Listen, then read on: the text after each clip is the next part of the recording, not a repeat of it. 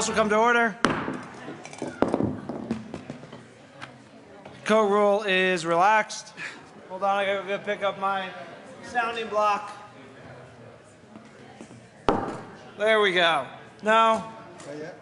Reports of committees of reference. The Committee on Appropriations, after consideration on the merits... All in one breath. Yeah, okay. The committee recommends the following. House Bill 1044 be referred to the Committee on Whole Fair Recommendation. House Bill 1143 be postponed indefinitely. House Bill 1310 be referred to the Committee on Whole Fair Recommendation. House Bill 1311 be amended as follows and asked somebody to be referred to the Committee on Whole Fair Recommendation. House Bill 1319 be amended as follows and asked somebody to be referred to the Committee on Whole Fair Recommendation. House Bill 1344 be referred to the Committee on Whole Fair Recommendation. House Bill 1350 be amended as follows and asked somebody to be referred to the Committee on Whole Fair Recommendation. House Bill 1351 be referred to the Committee on Whole Fair Recommendation. 5. House Bills 6. 1355, 1356, and 1357 be amended and asked so amended to be referred to the Committee on Whole Fair Recommendation. House Bill 1358 be referred to the Committee on Whole Fair Recommendation. House Bills 7.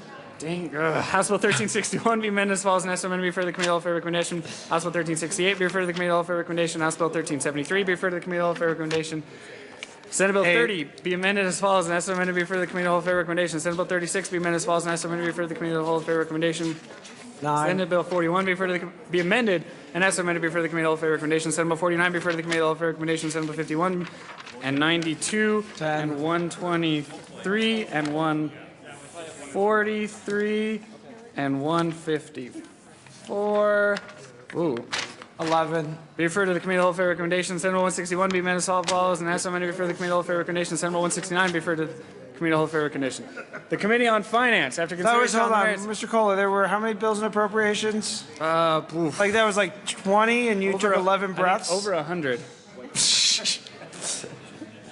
The Committee on Finance, after consideration on the merits, committee recommends following. House Bill 1371 be referred to the Committee on Whole Fair Recommendation. Senate Bill 29 be referred favorably to the Committee on Appropriations. Senate Bill 117 be referred favorably to the Committee on Appropriations. Senate Bill 129 be referred favorably to the Committee on Appropriations.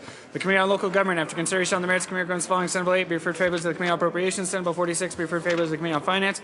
The Committee on Transportation and Energy, after consideration on the merits, committee recommends following. House Bill 1352 be amended as follows and asked submitted to be referred to the Committee on Appropriations. A favorable recommendation. Right, okay.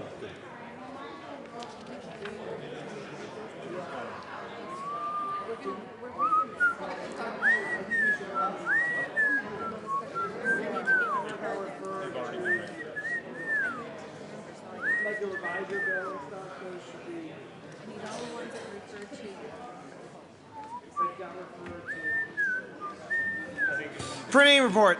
Chief Clerk reports on bills. Printing report printed in the journal. Signing of bills, resolutions, and memorials. Speaker has signed. Remainder of the report will be printed in the journal. Delivery of bills to the Governor, John Hickenlooper. Chief Clerk of the House of Representatives reports. Remainder of the report will be printed in the journal. Message from the Legion of Doom. Mr. Speaker, upon announcement, the Legion of Doom has passed on third reading. Remainder of the message from the Legion of Doom will be destroyed by Thor's hammer and then printed in the journal. Message from our amazing reviser. We herewith transmit without The comment. remaining message from our amazing reviser will be printed in the journal. Introduction of bills. House Bill 1384, Representatives Pedersen and McNulty, also Senators Dewberry and Crowder, concerning rigor-based tuition assistance for students at post-secondary institutions.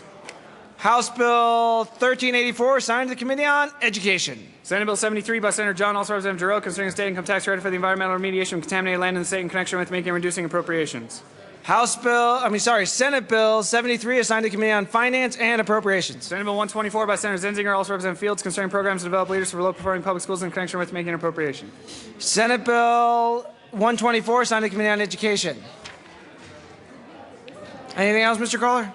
Actually, introduction of...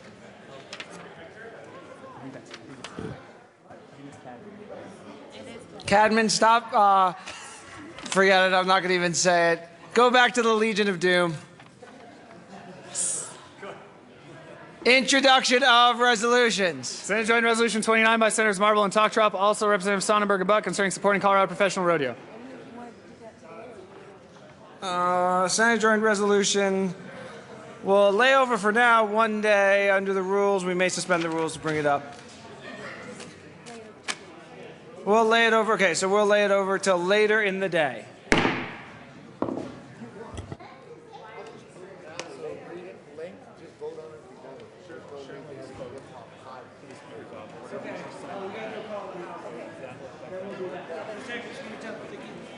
We'll do the rodeo resolution first. Yes, do call out. I did a lot of work today. Do call out resolution. He said you want to have resolution. Madam Majority Leader. Thank you, Mr. Speaker. I move a call of the House. The call of the House has been moved and is properly sustained. The sergeants will close the doors. Mr. Kohler, please open the machine. Members indicate your presence by pressing your buttons. And Mr. Kohler, call the members who are not here in a Scottish brogue. Scottish again. Please the people. I can't. Representatives Book, Court, Del Grosso, Fields, Fisher, Foote, Garcia, Janal, Hamner, Humphrey, Kagan.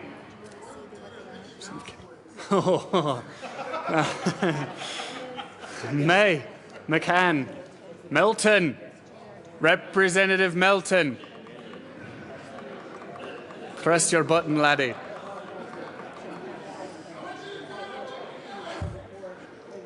Marino.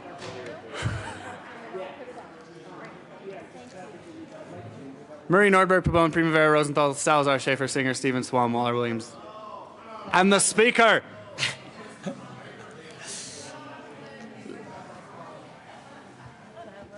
Tyler is present.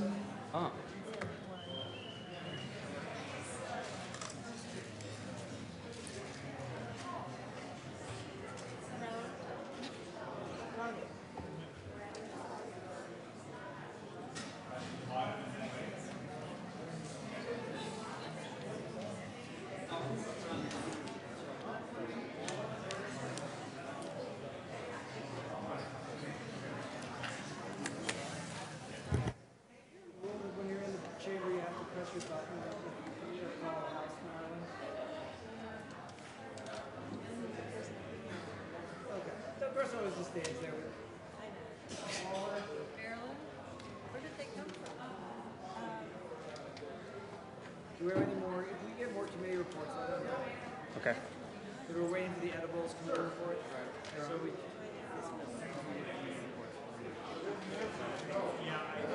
we're waiting for the edibles.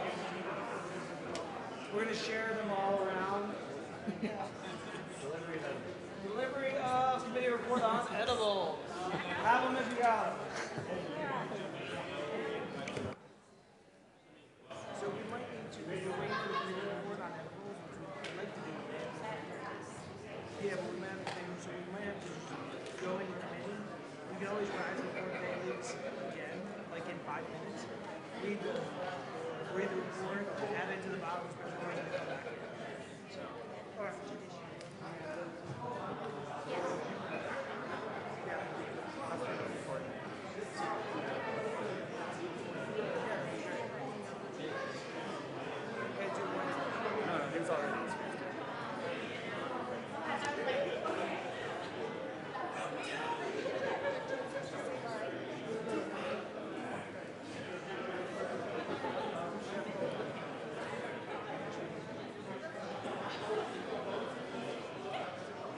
Okay, Dickie Lee.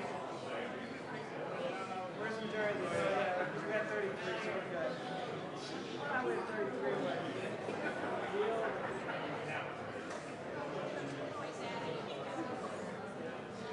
Yeah. We can do that, but we gotta do the resolution. We're gonna do the resolution first.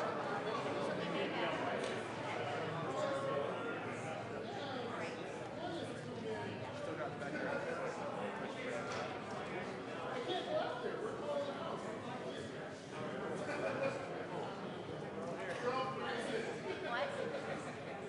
All present and accounted for. No reason.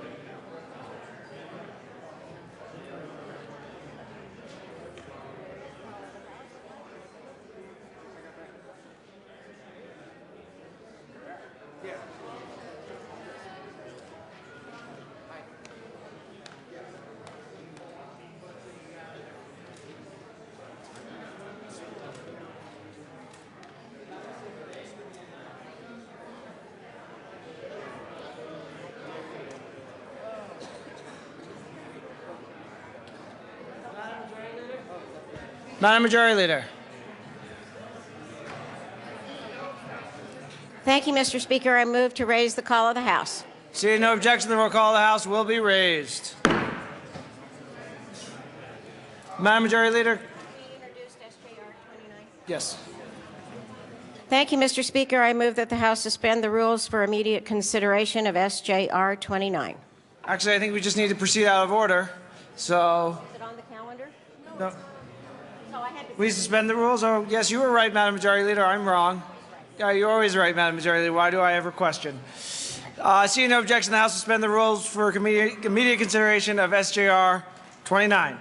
Mr. Kohler, please read the title of Senate Joint Resolution 29. SJR 29 by Senators Marble and Talktrop, also Representatives Sonnenberg and Buck, concerning supporting Colorado professional rodeo.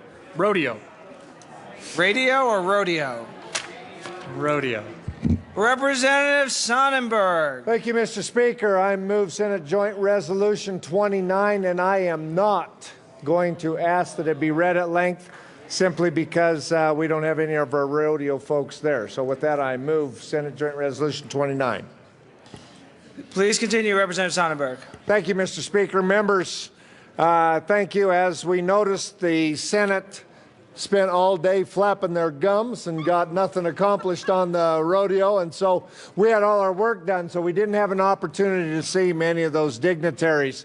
With that, all of you know the contribution the rodeo has to Colorado, and especially rural Colorado, the traditions. With all that said, I would ask you to be short if you want to talk about this today so we can move on. But thank you for your attention, and Mr. Speaker, thank you for bringing it up right away. Thank I you. ask for a yes vote. Thank you, Representative Sonnenberg. Representative Buck. Thank you very much, Mr. Speaker, and I would like to just add just the women part of the PRCA. The Women's Professional Rodeo Association was formed in 1948. It is the oldest standing women's professional association.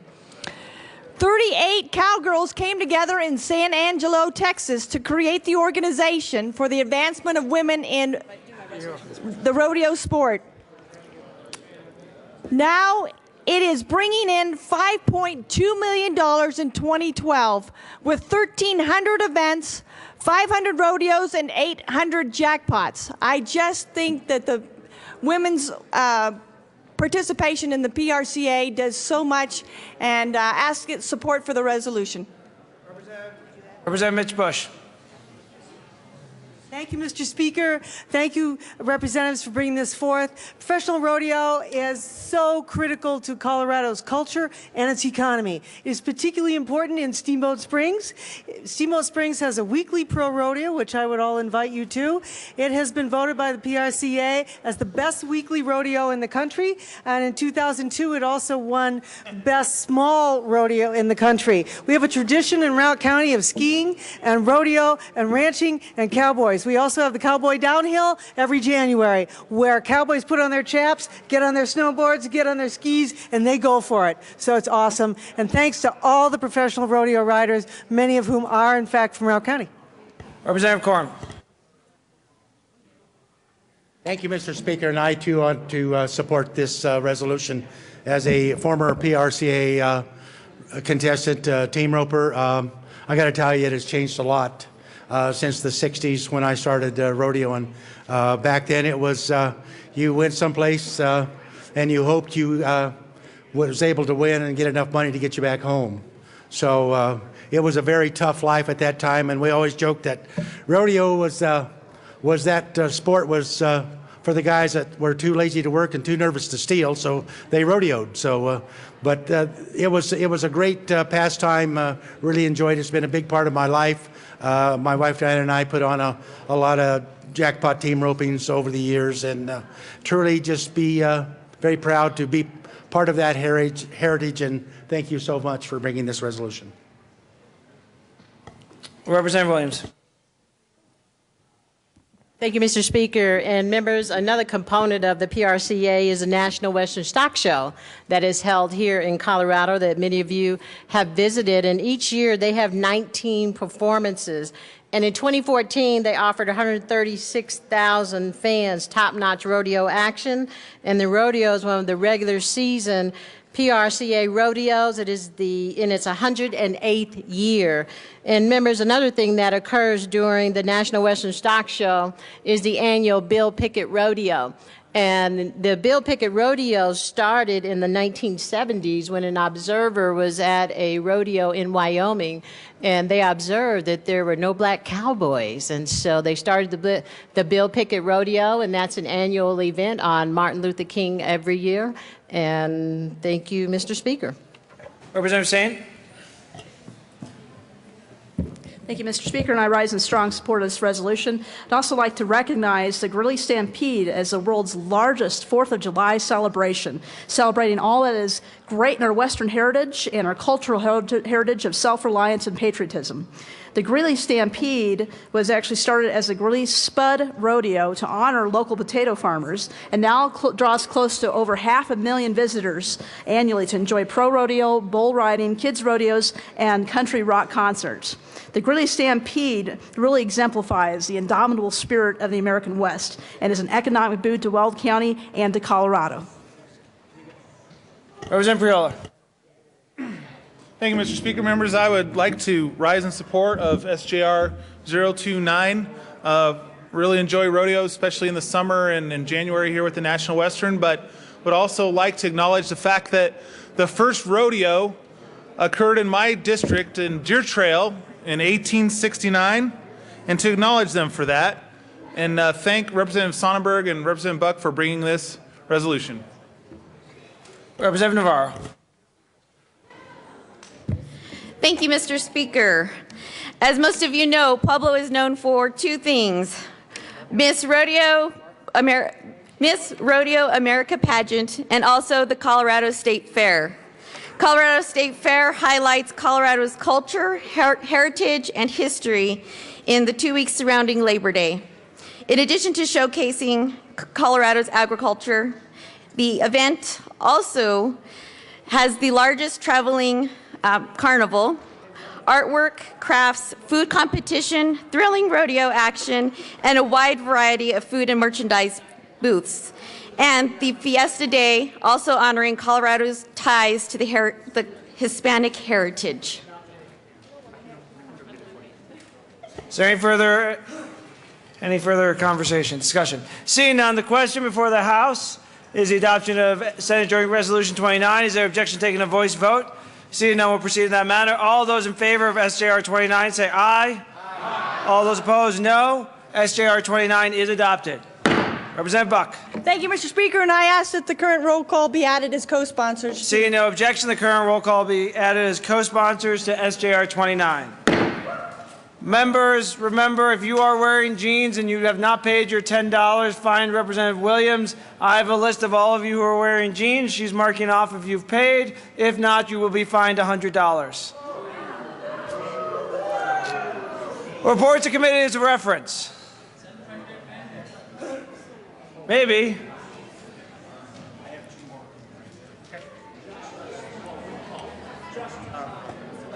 The Committee on Judiciary, after consideration on the merits, committee recommends the following: House Bill 1353 be amended as follows, and also to be referred to the Committee on Fair Recommendation. House Bill 1363 be amended as follows, and also to be referred to the Committee on Fair Recommendation. Should have read those slower. Madam Majority Leader.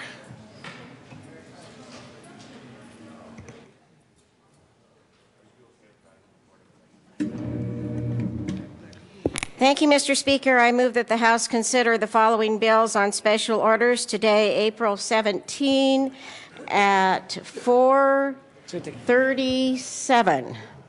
And the bills are House Bill 1359, 1362, 1365, 1350, Senate Bill 123, 161, 169, 92, House Bills 1319, 1357, 1356, 1373, 1355, 1334, Senate Bill 36, House Bill 1311, Senate Bill 143, House Bills 1368, 1310, 1351, 1361, 1358, Senate Bill 154, Senate Bill 30, Senate Bill 41, Senate Bill 51, Senate Bill 49, House Bills 1044, 1371, Senate Bill 29, Senate Bill 117, Senate Bill 129,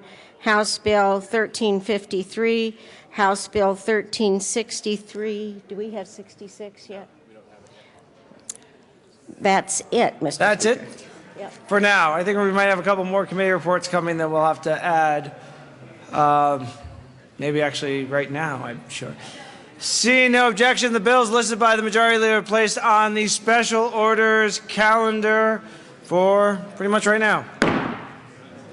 We will stand in a very brief recess.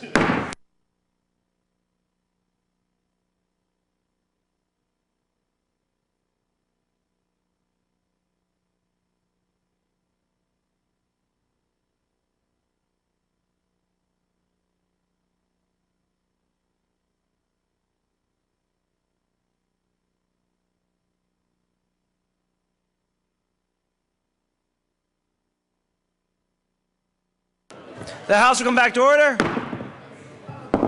Meeting the time the Majority Leader set, we will proceed to our order of business. Second reading of bills, special orders. Representative Melton.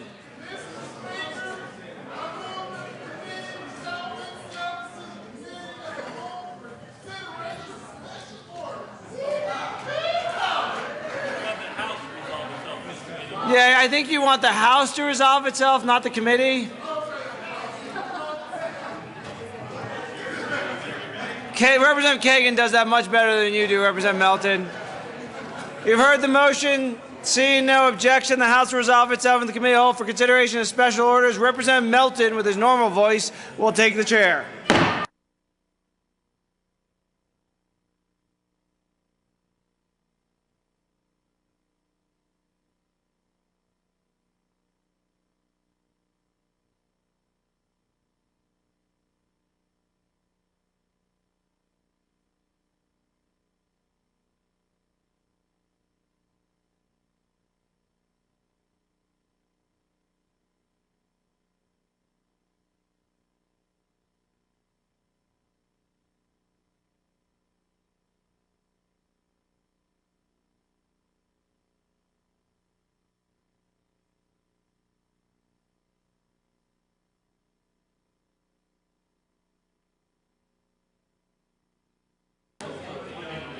The committee will come to order.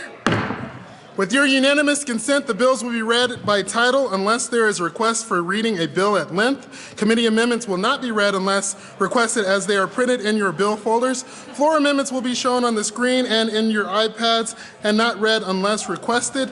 Bills will be laid over upon motion of the Majority Leader, and the court roll is relaxed. Madam Majority Leader.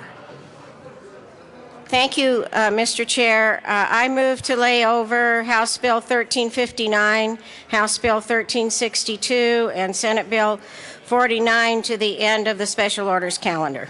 The bills requested by the Majority Leader will be requested or will be laid over as requested, seeing no objection. Mr. Kohler, please read the title to House Bill 1365. House Bill 1365, Representatives Hamner and Wilson, also Senator Schwartz and Baumgartner, concerning junior college boards of trustees in connection with modifying the time within which a junior college board of trustees must select its officers following an election, directing the Attorney General to serve as a legal advisor to Colorado Mountain College upon request from its board of trustees.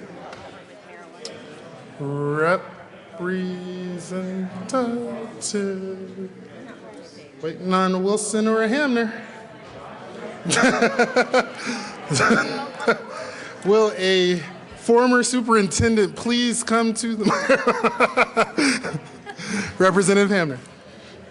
Thank you, Mr. Chair. Sorry, the flag was in the way. I didn't see that the bill was up. I move House Bill 1365. There are no committee reports. To the bill, Representative Hamner. Thank you, Mr. Chair. I think Representative Wilson wanted to explain the bill. Thank you, Representative Hamner. This is one of those simple ones. What we found was that there's been a discrepancy between when the elections were held with the community colleges and when the results of those elections have to be verified. The time frame was wrong. This bill simply corrects that time frame so that we can actually have it flow smoothly.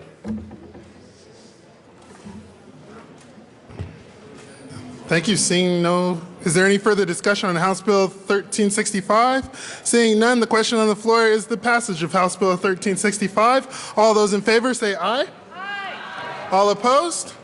House Bill 1365 passes. Mr. Kohler, please read the title to House Bill 1350. House Bill 1350, Representative Ferrandino, also Senator Kirk, concerning modifications to criteria for regional tourism projects approved by the Colorado Economic Development Commission through the Colorado Regional Tourism Act. Mr. Speaker. Thank you, Mr. Chair. I move House Bill 1350, the Appropriations Committee report, and the Finance Committee report. To the Appropriations Committee report, Mr. Speaker. Thank you, Mr. Chair. The Appropriations Committee report put an appropriations clause on the bill. Ask for an aye vote. Is there any further discussion on the Appropriations Committee report? Seeing none, all those in favor of passage of the Appropriations Committee report, please say aye. Aye. All those opposed, nay. The Appropriations Committee report passes. To the Finance Committee report. Thank you, Mr. Chair. The Finance Committee report made a few changes to the bill. It put a little more money into the to fund to do this. It also made sure that this doesn't apply retroactively to any project that is out there. So it already wasn't supposed to, but we put some boots and suspenders on that to make sure it was clear it didn't apply. And then we moved the ability for the Economic Commission to go above the third-party analyst from 25% to 50% above the third-party analyst. Ask for an aye vote on the committee report. All boots and suspenders included. Is there any further discussion on the Finance Committee report? Seeing none, all those in favor of passage of the Finance Committee report say aye. Aye. All those opposed, nay. The Finance Committee report passes. To the bill, Mr. Speaker. Thank you, Mr. Chair. I move Amendment L009. Ask to be displayed. L009 is moved and properly displayed. To the amendment, Mr. Speaker. Thank you, Mr. Chair. This amendment just makes clear the timeline for when the last two projects of the RTA can happen. It basically gives a little more time in the process. Most of the people who are looking at applying actually appreciate this. It is with the third-party analysts and the way we are doing this about the growth factor, it's important to extend the time, so we're just clarifying to make sure that they have the time to get through everything they need to do. Ask for an aye vote. Seeing no further discussion on the amendment, all those in favor of passage of Amendment L009 say aye. Aye. All those opposed, nay. L009 is passed. To the bill. Thank you, Mr. Chair. This bill provides some real guardrails around the Regional Tourism Act. It makes sure that for the last two projects that are going forward in our state, that we have those guardrails to make sure that we are actually paying for what we are benefiting the state and not doing undue subsidies to projects that we otherwise wouldn't. Just as I said before, it doesn't impact any of the projects that have already been approved. These are for the last two projects that are coming up that we have. So it has nothing to do with any of your districts that have had it. So either Colorado Springs, Pueblo, don't worry, Representative Garcia, we're good there. This is only future projects. Ask for an aye vote on the bill. Seeing no further discussion on House Bill 1350, the question is the passage of House Bill 1350. All those in favor say aye. Aye. All those opposed, nay. House Bill 1350 passes.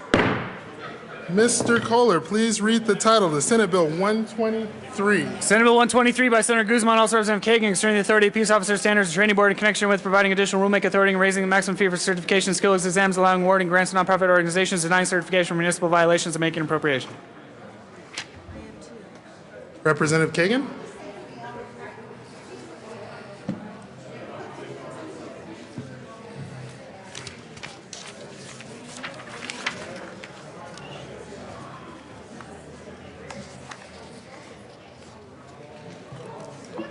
Mr. Chair, I move Senate Bill 123 and the Appropriations Committee report and the Judiciary Committee report. Representative Kagan, there were no committee reports to the bill. Oh. I'm sorry. 1 second. Do you have an appropriation? Oh, right. No, you're right. Okay. To the bill. You're right. That's there, buddy. I move Senate Bill 123. Senate Bill 123 is properly moved to the bill. Senate Bill 123 provides for continuing training of police officers as determined by the post board. Right now, you can be a police officer, you can get your certification, and then you can go for 30, 40 years and never do any more education or training at all. That needs to change. This bill would change it. I urge and I vote. Representative Sonnenberg.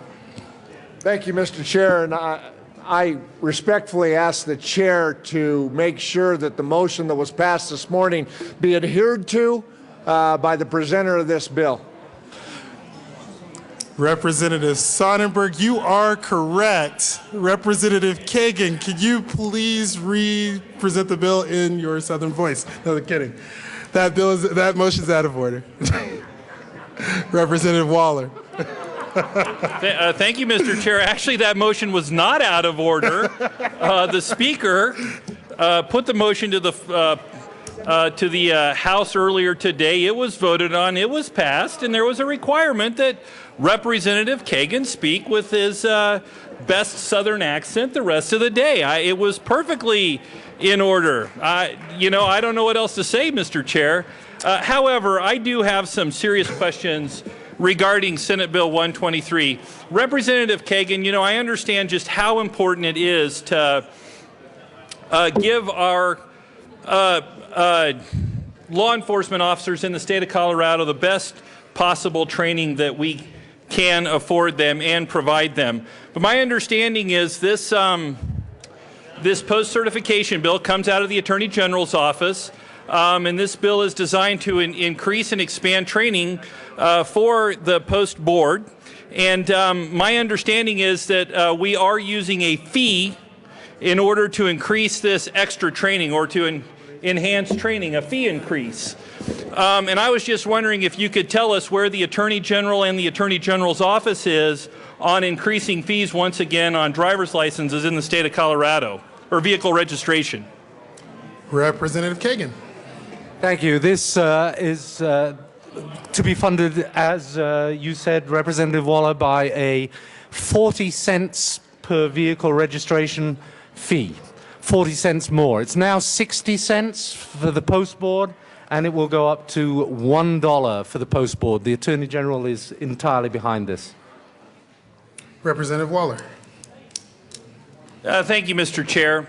And Representative Kagan, I got to tell you, we had this discussion in committee. We talked about it during the committee hearing and talked about how in this budget year alone, we have a $512 million surplus.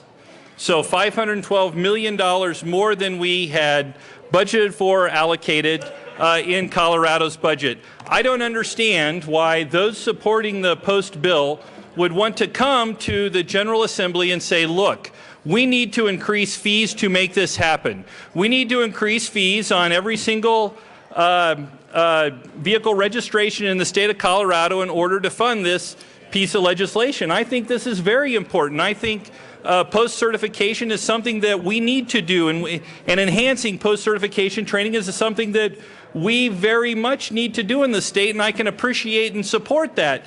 The problem is I can't appreciate and support the source of funding.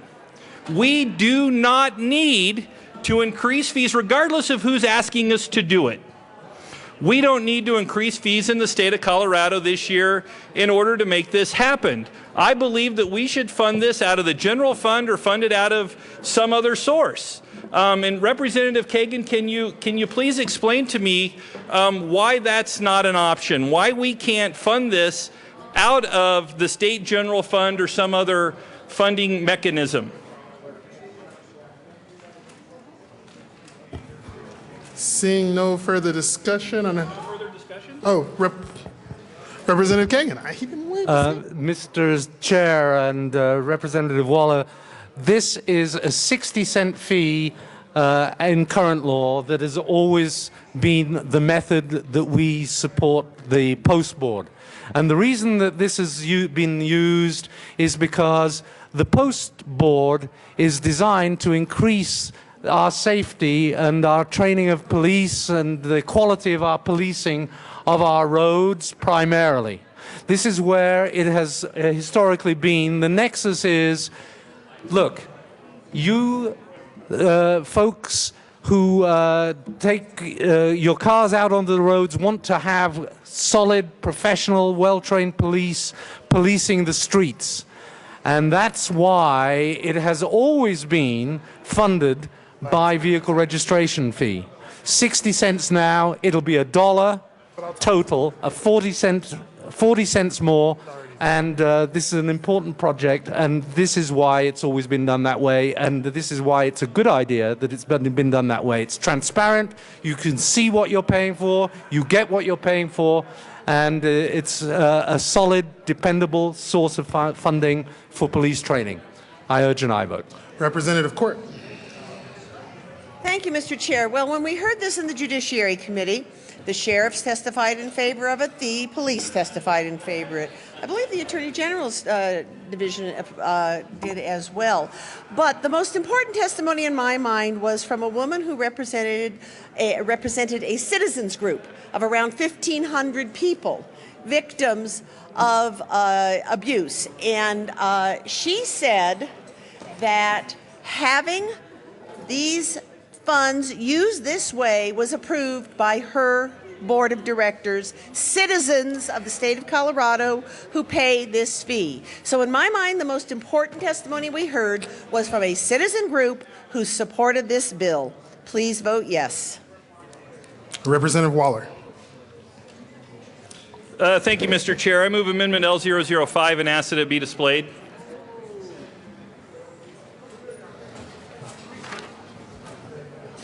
Amendment L005 has been properly moved and is displayed to the amendment. Representative Waller. Thank you, Mr. Chair. Members, you know, in my 6 years now in the legislature, time and time again, we have raised fees on the citizens of the state of Colorado. And time again, we have raised vehicle registration fees in the state of Colorado. And everybody says, oh, it's just 30 cents here, 40 cents there, $1 here, $5 there. When's enough enough? When are we going to stop saying to the citizens of the state of Colorado, we're going to continue to raise these fees and effectively raise taxes in the state of Colorado, raise taxes on our vehicle registration? We have the money in the state of Colorado right now to pay for this, and I think it's ridiculous that we're here asking for this money as a fee increase. For the proponents of this bill to come forward and say, you know what, citizens of the state of Colorado, we have $512 million extra in our budget right now, but we want you to pay more for your vehicle registration fees. For the drafters and the sponsors of this bill to come forward and say, you know what, citizens of the state of Colorado, revenues are coming back. Colorado's growing out of this recession. We have more money in our budget than we've ever had in the history of the state of Colorado, but you need to pay more in your vehicle registration fees. But it's only 40 cents more. That's all it is. You don't need to go beyond that. I can't believe for the life of me why people who support this bill inside and outside of this building would be asking us to pay even more. Now they say, hey, the reason we need this to be paid in a fee is because we need a stable revenue funding stream for this particular kind of training. I think that's bunk. We can do this out of the general fund. We have stable funding streams that come out of the general fund every single year in the state of Colorado, many of which I would like to get rid of, quite frankly, but can't because it's on the books and it's there. If we fund this through the general fund, it's going to do absolutely nothing to prevent this training and the funding for this training going forward. So for us to be here today to say, you know what, for people inside and outside of this building to be with us today saying, you know what, we have to do this. We've got to do this through a fee increase or a tax increase. It is absolutely inappropriate. We have the dollars in the Colorado state budget to do this right now. We need to pay for this out of the general fund. We need to be responsible to the citizens of the state of Colorado and say, you know what, you're taxed enough. You've paid enough extra over the last 6 years in vehicle registration fees. We can afford to pay for this one out of the general fund. I ask for an aye vote on Amendment L005. Representative Kagan.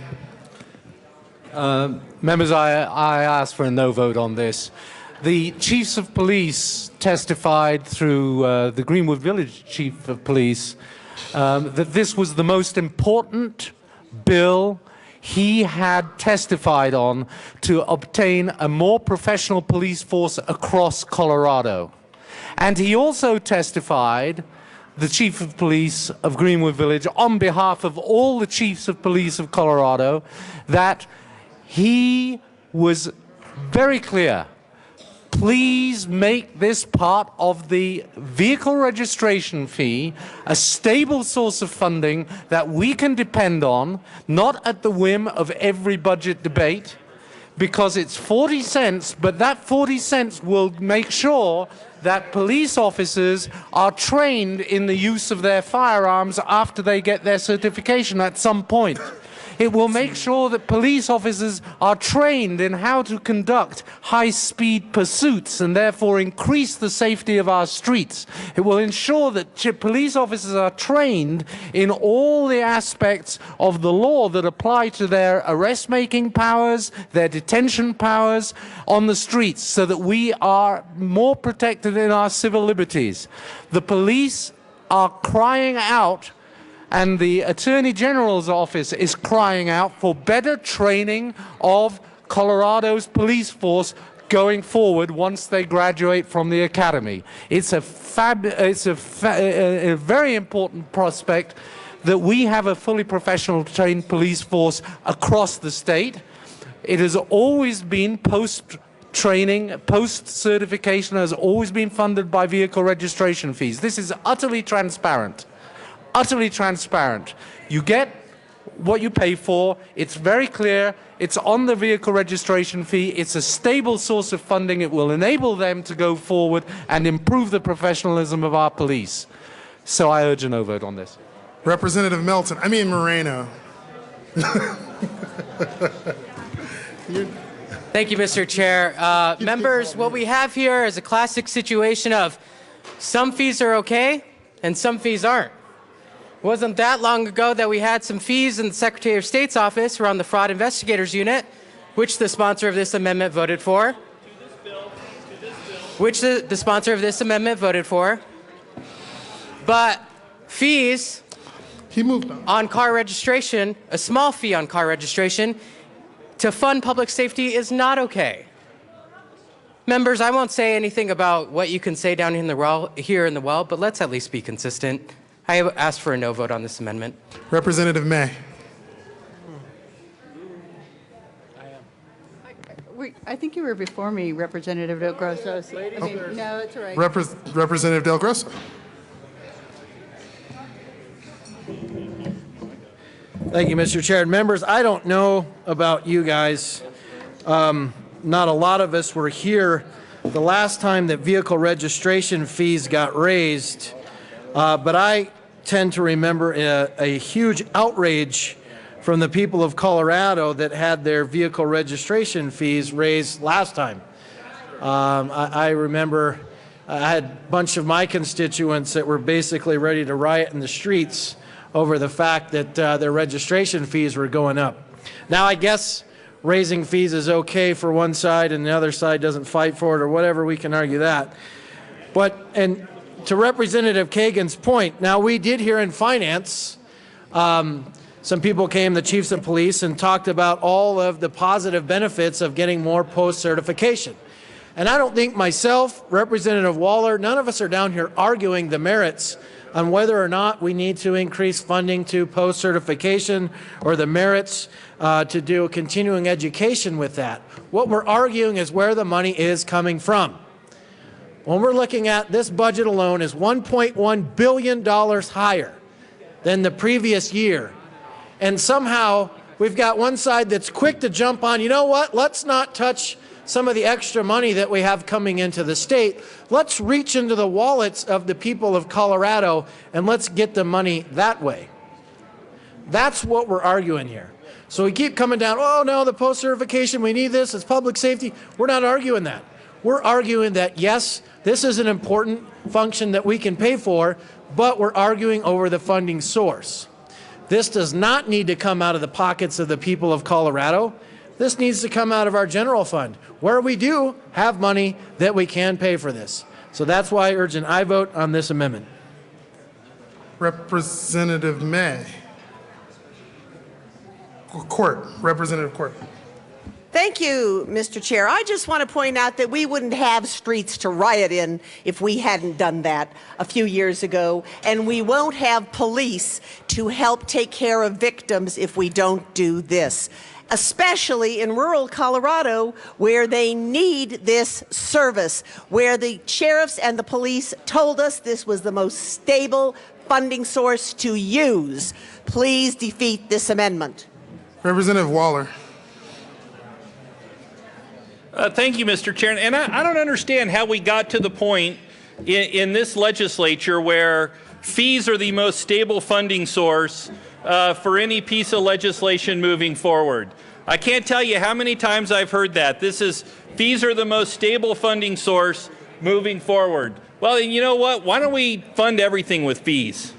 That might be really the way to go. If fees are truly the most stable funding source, let's create fees for K through 12 education. Let's create fees for higher education, for judges, for courtrooms in the state of Colorado, and for prisons as well. If fees are that stable of a funding source, maybe that's how we should fund the entire state of Colorado.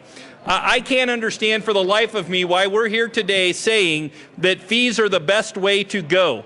We fund K through 12 education out of the general fund, and it is constantly 43% of our budget. Now, you can argue over whether or not we put enough in or not enough in, but it is a stable funding source. We fund prisons through the general fund, stable funding source. In fact, prisons that have been funded through the general fund have seen their budgets skyrocket over the last several years. Don't believe, members, as we're here talking about this today, that fees are the only stable way to fund this issue.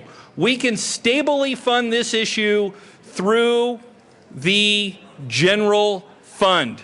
We can absolutely do that. And I got to tell you, we all understand and know just how important it is to give post-certification board training to officers out on the street. We need to do that once they get through their post-training. They need to have that after they get out of post-training. They need to have these educational opportunities.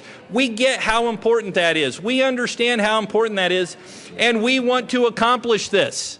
We just want to accomplish it without asking the citizens of the state of Colorado to pay more.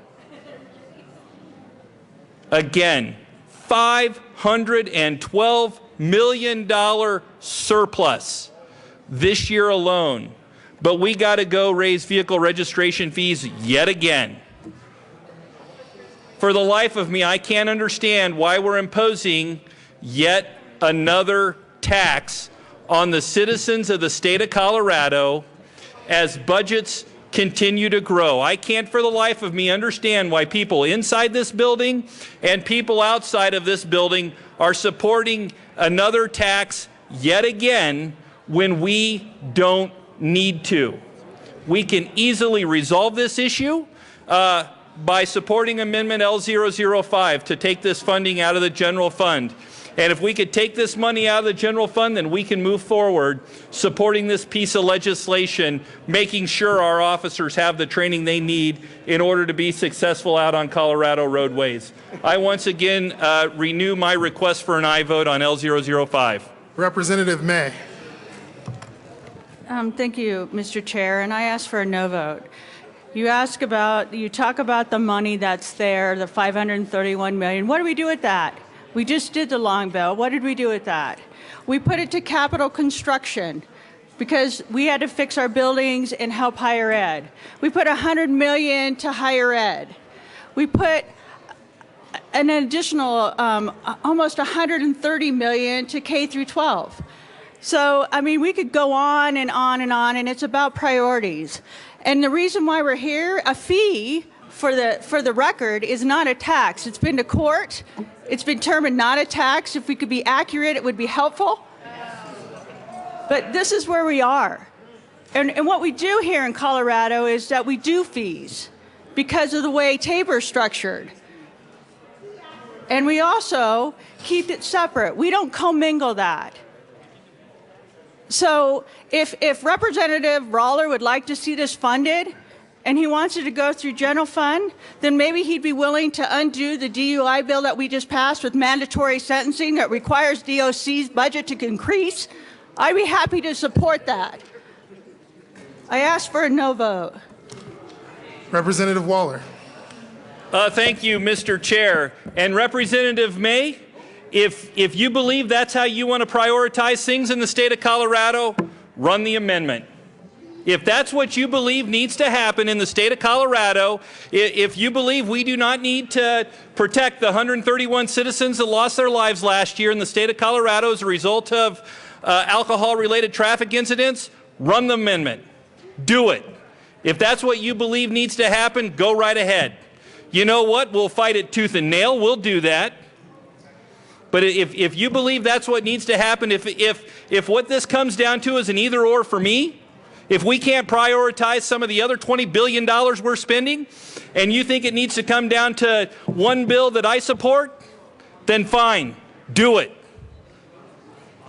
Members, I've been lenient about letting members talk about other bills, but please keep this to the amendment. Seeing no further, Representative Kagan. I urge a no vote. Seeing no further discussion on Amendment L005, the question before us is the passage of Amendment L005. All those in favor say aye. Aye. All opposed, nay. No. Amendment L005 fails. To the bill, Representative Kagan. Mr. Chair, I renew my motion for Senate Bill 123 and urge an aye vote. Representative Wilson. Thank you, Mr. Chair. Everybody pay attention. I want to make this perfectly clear. I'm not going to stutter. I'm not going to talk in a strange drawl. I support additional funding for the training for our police officers. I am in full agreement with everything that Representative Kagan said about the need, about what we need, and that the police officers are certainly in line for that training. Everyone clear on that part? Okay. No one's argued that we haven't a need for post-training. The issue is with the funding, and that's where I have the issue. We claim how important this training is to our officers, but we can't find the money for it, therefore we'll increase fees to pay for it. So it's important enough to say this has got to be for the protection of our people, it's for the health, safety, and public welfare, but we don't want to fund it. And I won't go into the argument that just happened on the prior amendment, because if it's not important enough for the long bill, we won't worry about that. Let's talk about the #1 challenge to law enforcement in Colorado at this moment: marijuana. The issues that we have coming from enforcement of those laws is placing a tremendous burden on our law enforcement officers. And Representative Lebsack is shaking his head like, no, how can that be? Well, we've only had 2 deaths to that this month, just for starters. This idea came from a rural sheriff, Sheriff Wenger in Park County. He says, Jim, we need funding for post-training. I said, I understand that. I said, do you have an idea where it should come from? He said, no, we just need it. Our officers need continuous training. We talk about roads primarily. We've got all those issues. We need it. Let's don't put it on the back of our people. I move L006 and ask that it be displayed. Amendment L006 is moved and properly displayed. To the amendment, Representative Wilson. I have visited with Representative Kagan, and he doesn't think this is a friendly amendment. That just shocked me, but that's okay. We'll talk about that.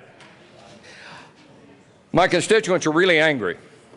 I don't know about yours, but in the rural areas where we have mule trailers and ATV trailers and pickup trucks and cars and RVs, those fees have been going up and up and up. And we say that this fee is only 40 cents. It's only 40 cents. It's only 67% increase.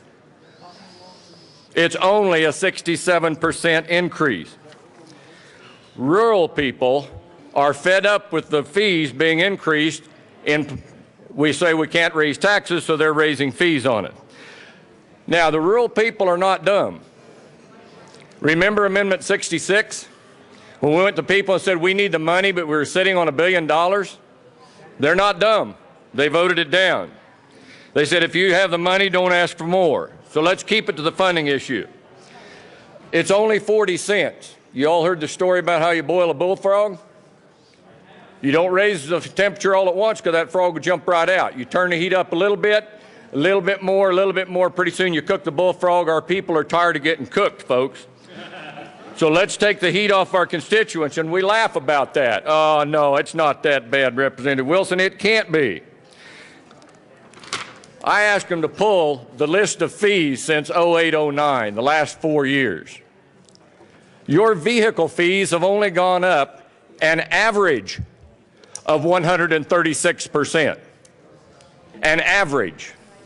Your motorhomes have only gone up 130%.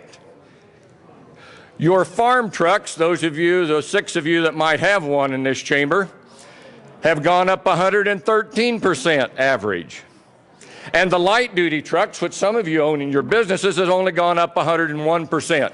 Folks, that's how you boil a bullfrog. And they're fed up with it. We have all this money coming in from marijuana. Why not designate part of that for the training of our law enforcement officers who are going to have to bear the brunt of the enforcement of the marijuana laws in Colorado? Just today in finance, my good friend Representative Court chairing that one, we heard someone comment that those that consume pay for the program. It's the capitalist way. Also, Representative May had a bill, and she was talking about more post-training for marijuana sobriety. There's the connection, folks. There's the nexus. So how's the fee pot been heating up? You heard. It's time to take the heat off our constituents and put it back on the problem. I urge an aye vote on this amendment. Representative Kagan. Thank you, Mr. Chair, and I urge a no vote on this. And I want to say that I agree with Representative Wilson that it is not a trivial matter raising a fee, even if it's just 40 cents, and I agree with that.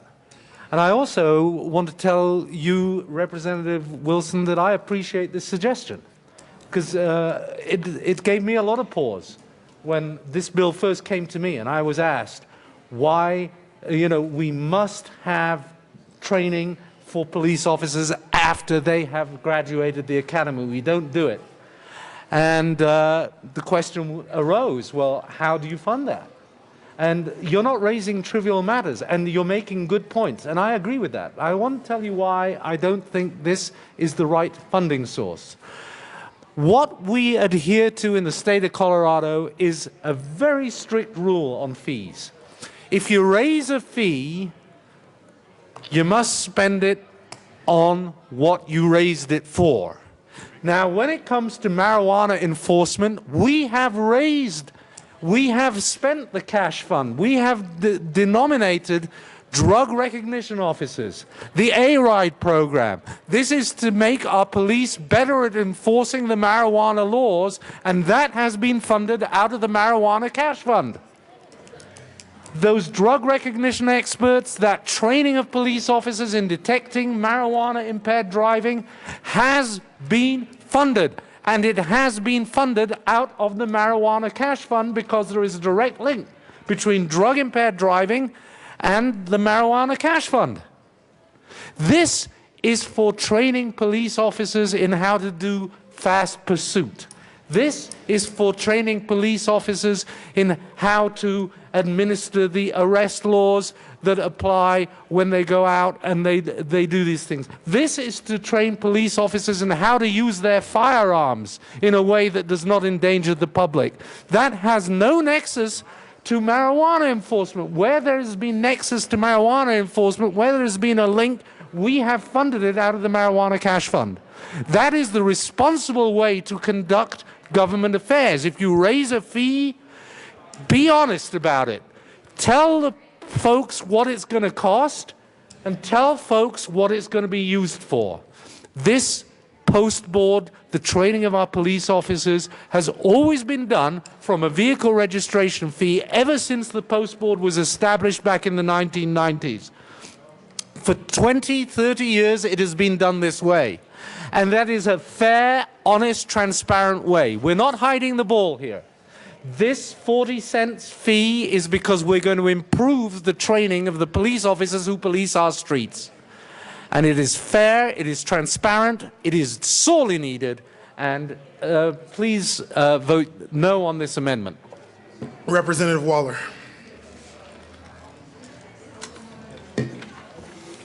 Oh, Representative Kagan, thank you for giving us an explanation of where fees go and having to draw a nexus between the fee and what the fee is going to pay for. Now, it seems odd to me. I thought I heard you say that for this post-certification training or training after they've gone through the post school is strictly for some sort of driving-related training. I didn't understand that as we were working on this piece of legislation. I seem to think, and my recollection from the committee hearing was that they can actually use this if they get this additional training. It can be in all areas of law enforcement, to include, I don't know, perhaps enforcement related to criminal actions regarding marijuana. You know, maybe perhaps it could go to training related to recognition of marijuana-impaired drivers on Colorado roadways, perhaps. Now, let me think for just a second here, just spitballing a little bit, what might be a good fund, what might be a real close nexus to give police officers training related to crimes involving marijuana. Maybe a marijuana cash fund might be a real good nexus to draw there, Representative Kagan. I don't know. Maybe some of these dollars could, out of the marijuana cash fund, could go to train police officers in drug recognition issues. You know, maybe some of this could come out of the cash fund to train police officers in dealing with you know, the number of plants somebody can have or how much marijuana they can have on their person. That's incredibly important training going forward. So I believe, Representative Kagan, there is a very direct and strong nexus between the marijuana cash fund and the training that these officers are going to be getting. Now, Representative May, I understand you don't want to take this out of our precious general fund. I get that, and I understand that. I believe we should be taking it out of the general fund, by the way, but I understand every single dollar is accounted for right now, and I appreciate you not running the amendment to take this out of other pieces of legislation. But now here we have yet another option to fund this without raising taxes on the citizens of the state of Colorado. We have a way to fund this without increasing vehicle registration fees yet again. We have a way to fund this without saying to the citizens of the state of Colorado, you know what, we've raised your vehicle registration fees over 100% in the last 6 years, but we're going to raise them just a little bit more. Why on earth would we not be willing to fund this kind of training out of the marijuana cash fund? Why on earth are we going back to the citizens of the state of Colorado and saying, you know what, we have the largest budget this state has ever seen, but we want even more? The citizens of the state of Colorado are tired.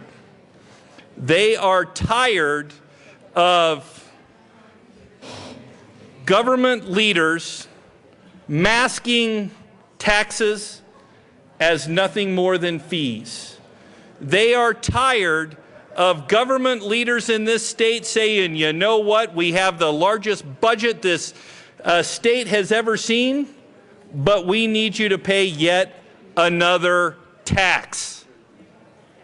The citizens of the state of Colorado deserve better.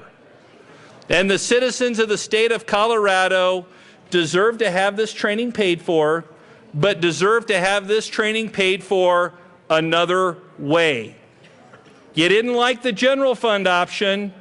We've given a very perfect option here that has a direct nexus to the way it would be used. I don't understand why we wouldn't support this. This is an absolute no-brainer. And I think any government official in the state of Colorado not supporting this owes an explanation to the people of the state of Colorado for why they think we need to raise taxes at a time when we have the largest budget in the history of the state. Representative May. Thank you, Mr. Chair. And you're absolutely right. We should use marijuana tax, the cash fund, to fund these for A-RIDE and for Department of RIDE, because the JBC just did this. And we narrowed it to the focus in which the law requires. The law says that it has to be spent on marijuana purposes. And so we took the component of A-RIDE that has to do with marijuana and enforcement of that for the training to identify it on a DUI, which we also took for the Department of Law to get trained. So we did this. So this is, I asked for a no because this is outside the scope of what we can use these funds for. So you're going to see it come through because the JBC put this in the marijuana bill that's coming your way on how to use the cash funds, and we did fund this. And you're absolutely right, but certain components are not eligible.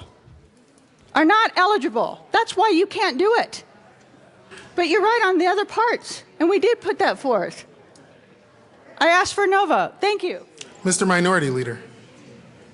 Thank you, Mr. Chair. And Representative May is partly true. We're currently bringing in about $2 million a month in sales tax from retail marijuana. And I was a part of the task force that was charged with setting this whole infrastructure up last year. So, Representative May, you weren't on that last year, so maybe you weren't really sure how that got set up. But they are sales tax dollars, and they're originally supposed to dump into the general fund, which, if they're a sales tax dollar and they're dumping into the general fund, they can be spent on absolutely anything that we want them to be spent on. But we chose last year to say, okay, because this is a new industry, we don't know how this is going to work, we said we are going to direct all of the funds, everything that comes in, into its own cash fund, thus the marijuana enforcement cash fund, the fund that's there. So there is currently $2 million a month that is going into this fund. So we can spend this. This is sales tax revenue. We can spend this on anything that we would like to that has a nexus to this. This could definitely be used, as Representative Waller talked about, maybe enforcing some of the new marijuana laws, driving while high, all different kinds of things that law enforcement people might need to get trained on. So there is a direct nexus on being able to spend that money. So that roughly brings in about, current pace, $24 million a year. This roughly costs 1.6 the first year, 1.8. It'll probably go to $2 million the year after that per year. So we are clearly in 1 month covering all of the need that we need to fund this post-certification in 1 month of retail marijuana sales tax revenue. So now, if we're worried that that's not a stable funding source, well, for some reason, if the citizens of Colorado or some other crazy thing happens and we decide that retail marijuana is no longer legal, well, then we can come back and maybe look for a different funding source. But currently, As the Constitution states, it is legal, so we do have a steady funding source coming into the state of Colorado, and 1 month of revenue clearly covers all of this. So there is no reason that we need to raise taxes and fees on the people of Colorado by $2 million when we have the money coming in.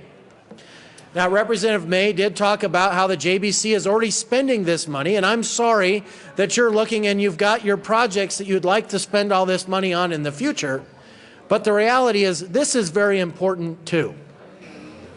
And so if we're looking at spending the revenue that's in there, there is plenty of money in this fund, and we can fund it out of that, and that's why I urge an aye vote. Representative Wilson.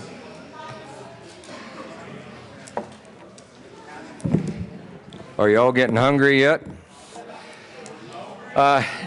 This is the part of this job that I really hate, folks. You get up here in the well and you really agree with your colleagues and so forth, but yet the conversation can get heated over sources of dollars. And Representative Kagan, I'd like to address the pieces that you brought up when you were up here before, as soon as you finished up there with Mr. Waller.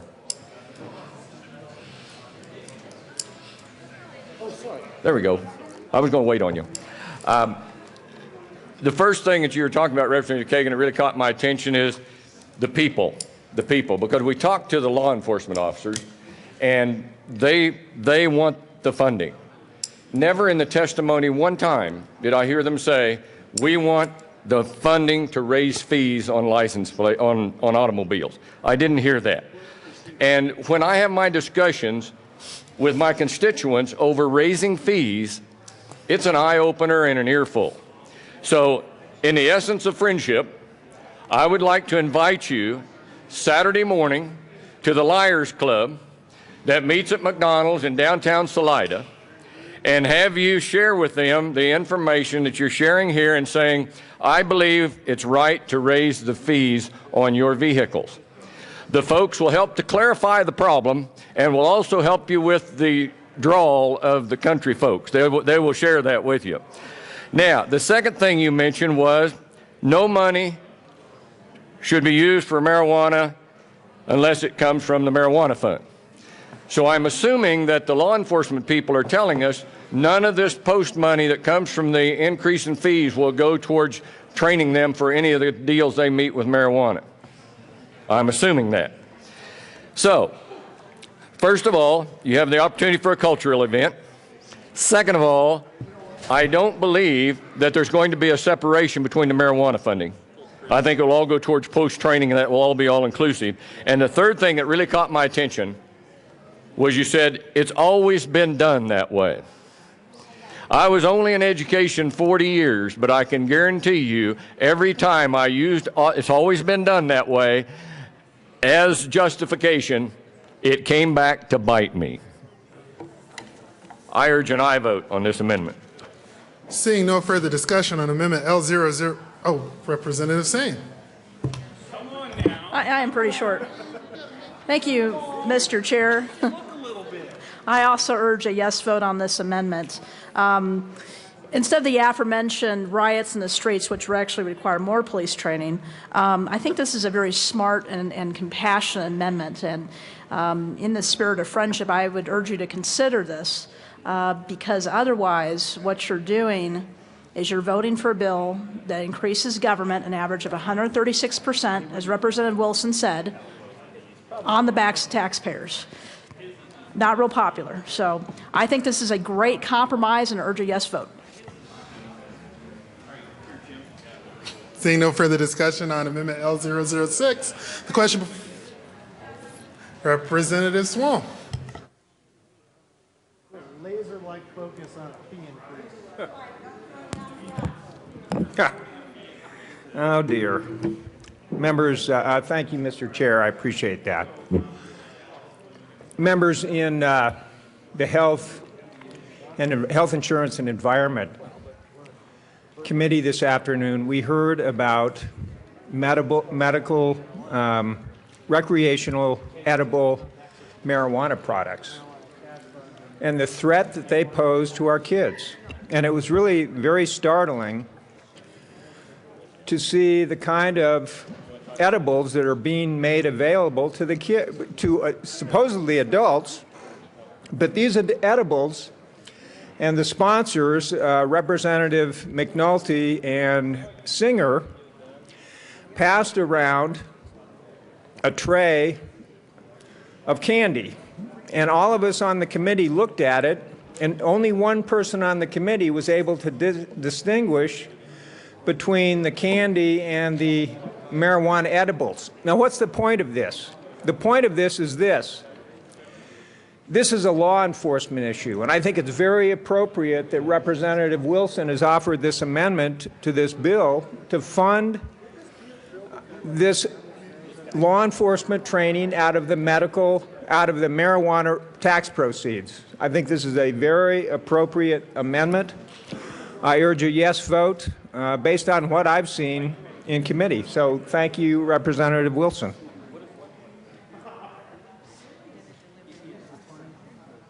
Seeing no further discussion on Amendment L006, the question before us. I urge a no vote on this.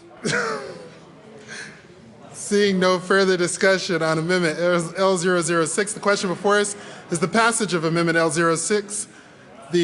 All those in favor say aye. Aye. All opposed, no. No. Amendment L006 is lost. To the bill, Representative Kagan. Members, you know how important this is. We want good policing in Colorado. I urge a yes vote. Representative Waller. Thank you, Representative Kagan. I agree with you. We need this training, but we don't need faster light in order to make it happen. We need to fund it out of the general fund. We need to fund it out of the marijuana cash fund, but we do not need faster light in order to make this happen. Representative Holbert. Thank you, Mr. Chair. Members, I agree with Representative Waller. I was not here in 2009, but I certainly heard it from the constituents, the voters in the district that I represent, that they absolutely were furious that FASTER was, in their minds, an illegal tax increase. A fee is supposed to use money directly for a specific purpose, and all of a sudden FASTER started, those fees started wandering into other uses, and that means it's a tax. And for that reason, I move L008 and ask that it be displayed. Members, we need to attend... Hold on, Representative Holbert. Okay. Representative Holbert, Amendment We need to L008 attend to the concerns of voters. And what they're asking you, what they're going to ask you this year when they go to the polls is stop leaning on my wallet for every reason you can find. Let's call it what it is. This isn't faster. This is slower. Ask for an aye vote. Seeing no further discussion on Amendment L008, the question before us is the passage of Amendment L008. All those in favor say aye. Aye. All opposed, no. No. Amendment L008 is lost. To the bill, seeing no further discussion. Urge an aye vote on Senate Bill 123. Representative Waller. Thank you, Mr. Chair. And you know, members, we've had a vigorous debate on this issue, and I think it's been a very important debate. We need to fund officer training in the state of Colorado. It's something that is crucially important to do. But we need to fund it with the dollars that we have. We don't need to go to the citizens of the state of Colorado and say, you know what, we need another tax. We need another tax in order to make this happen. We had $512 million surplus in the budget this year alone. This would be an absolute drop in the bucket compared to that $512 million surplus. We do not need to fund this fee by going to the citizens of the state of Colorado and raising taxes on them once again. We need to fund this fee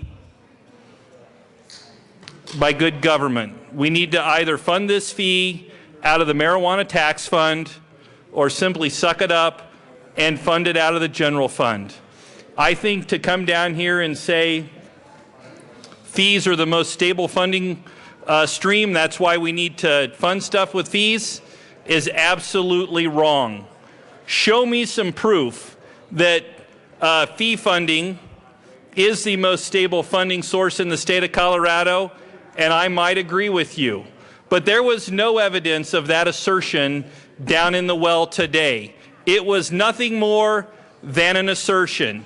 It was nothing more than an assertion from government officials inside of this chamber right now and outside of this chamber because they want to take the easy way out and pass this piece of legislation by increasing taxes on the citizens of the state of Colorado. Members, I want nothing more than to provide officers the training they need in order to be successful. But this is the wrong way to do it. And because we won't listen to reason about how we should do it, unfortunately, I am going to have to be a no vote on this piece of legislation. And I urge each and every one of you in this chamber to be a no vote as well. Because being a no vote is saying you want responsible governance for the people of the state of Colorado. Being a no vote says, you know what? We have priorities in this state, but we want to fund those priorities in the responsible way. Stand up to government officials in this state and say no. Say no on this piece of legislation. Representative Salazar. Thank you, Mr. Chair.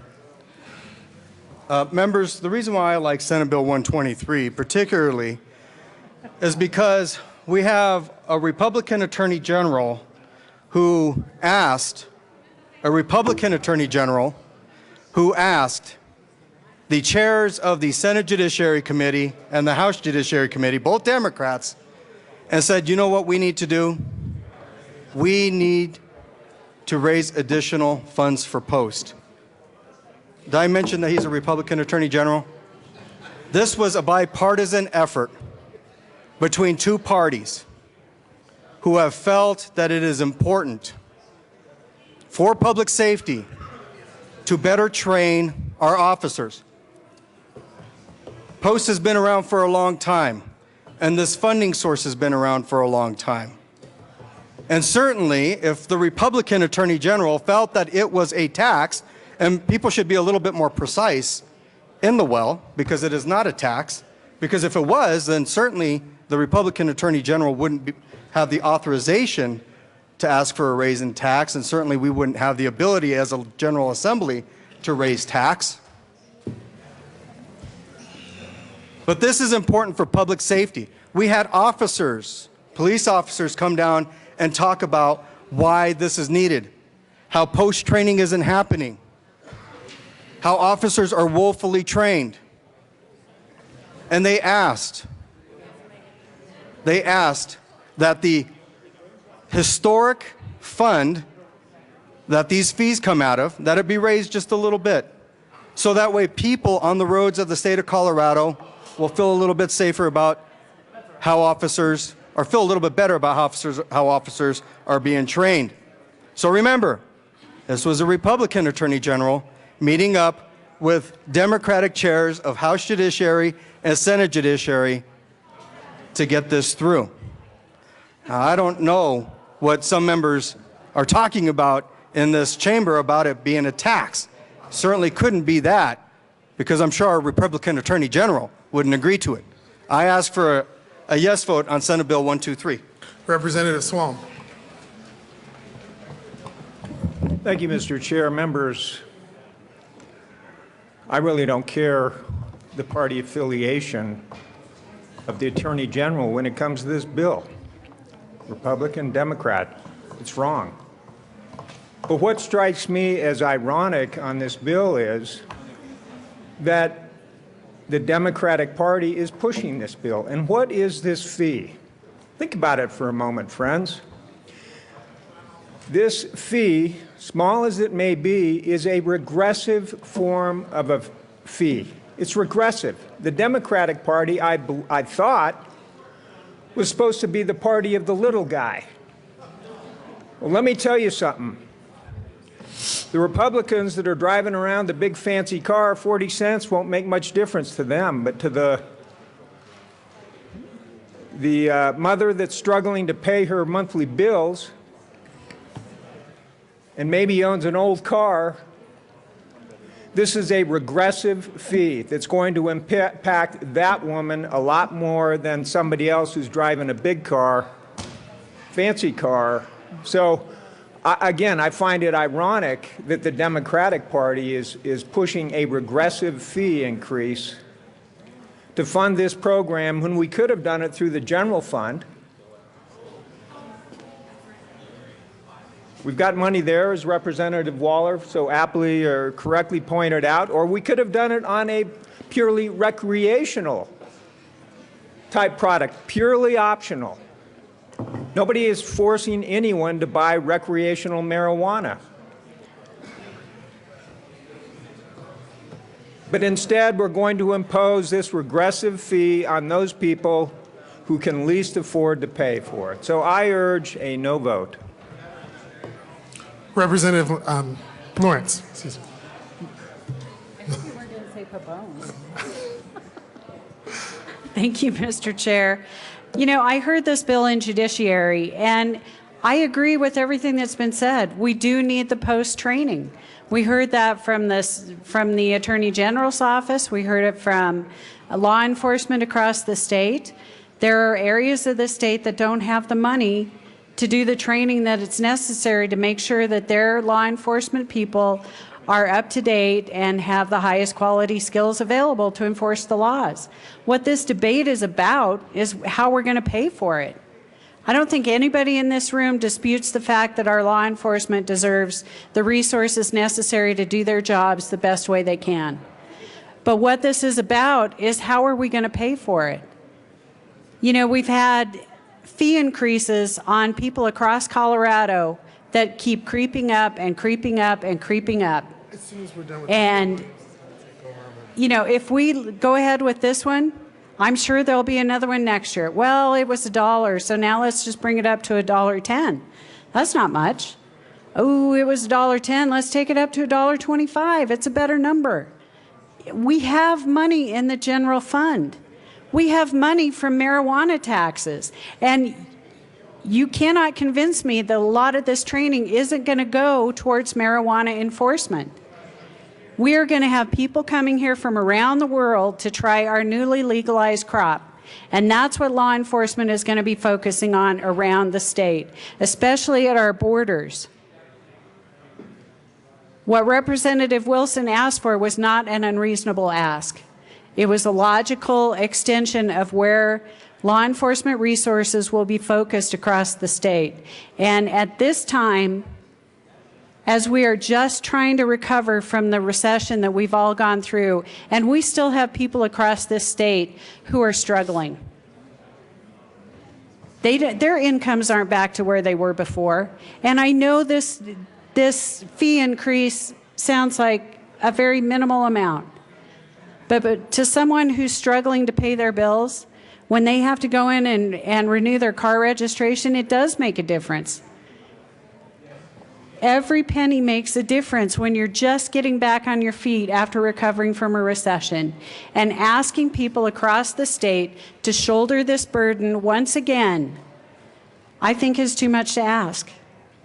So while I absolutely agree we need the funding for post-training, we do not need an additional fee on our car registrations across this state. So I would ask for a no on this bill. Representative Kagan. Members, let's make Colorado a better police state. Vote yes on Senate Bill 123. Seeing no further discussion on Senate Bill 123, the question before us is the passage of Senate Bill 123. All those in favor say aye. Aye. All opposed, no. Senate Bill 123 passes.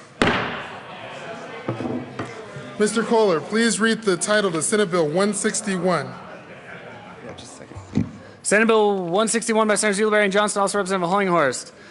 Concerning the modernization provisions of the Uniform Election Code 1992 that ensure voter access for eligible voters, in connection therewith reducing the deadline by which a voter registration application must be submitted via certain methods, altering procedures pertaining to national change of address searches, allowing emergency ballots to be obtained for non-medical reasons, amending provisions relating to military and overseas voters, increasing the penalty for providing false residential information, making the ending or abetting provision of false residential information new felony case, making and reducing an appropriation.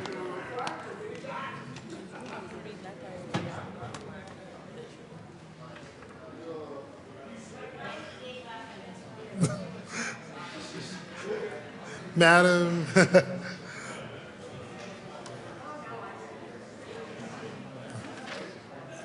Madam Majority Leader.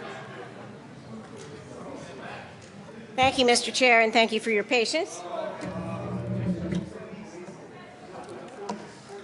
Mr. Chair, I move Senate Bill 161 and the Appropriations Committee report.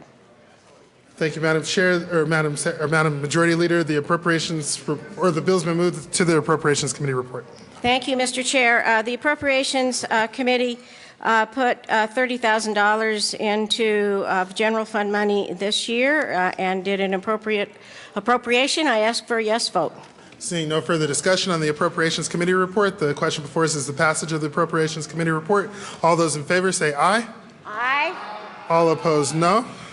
The Appropriations Committee report passes. To the bill, Madam Majority Leader. Thank you, Mr. Chair. Senate Bill 161 updates the Uniform Election Code of 1992 in a variety of ways. It strengthens Colorado elections by clarifying current election practices and processes.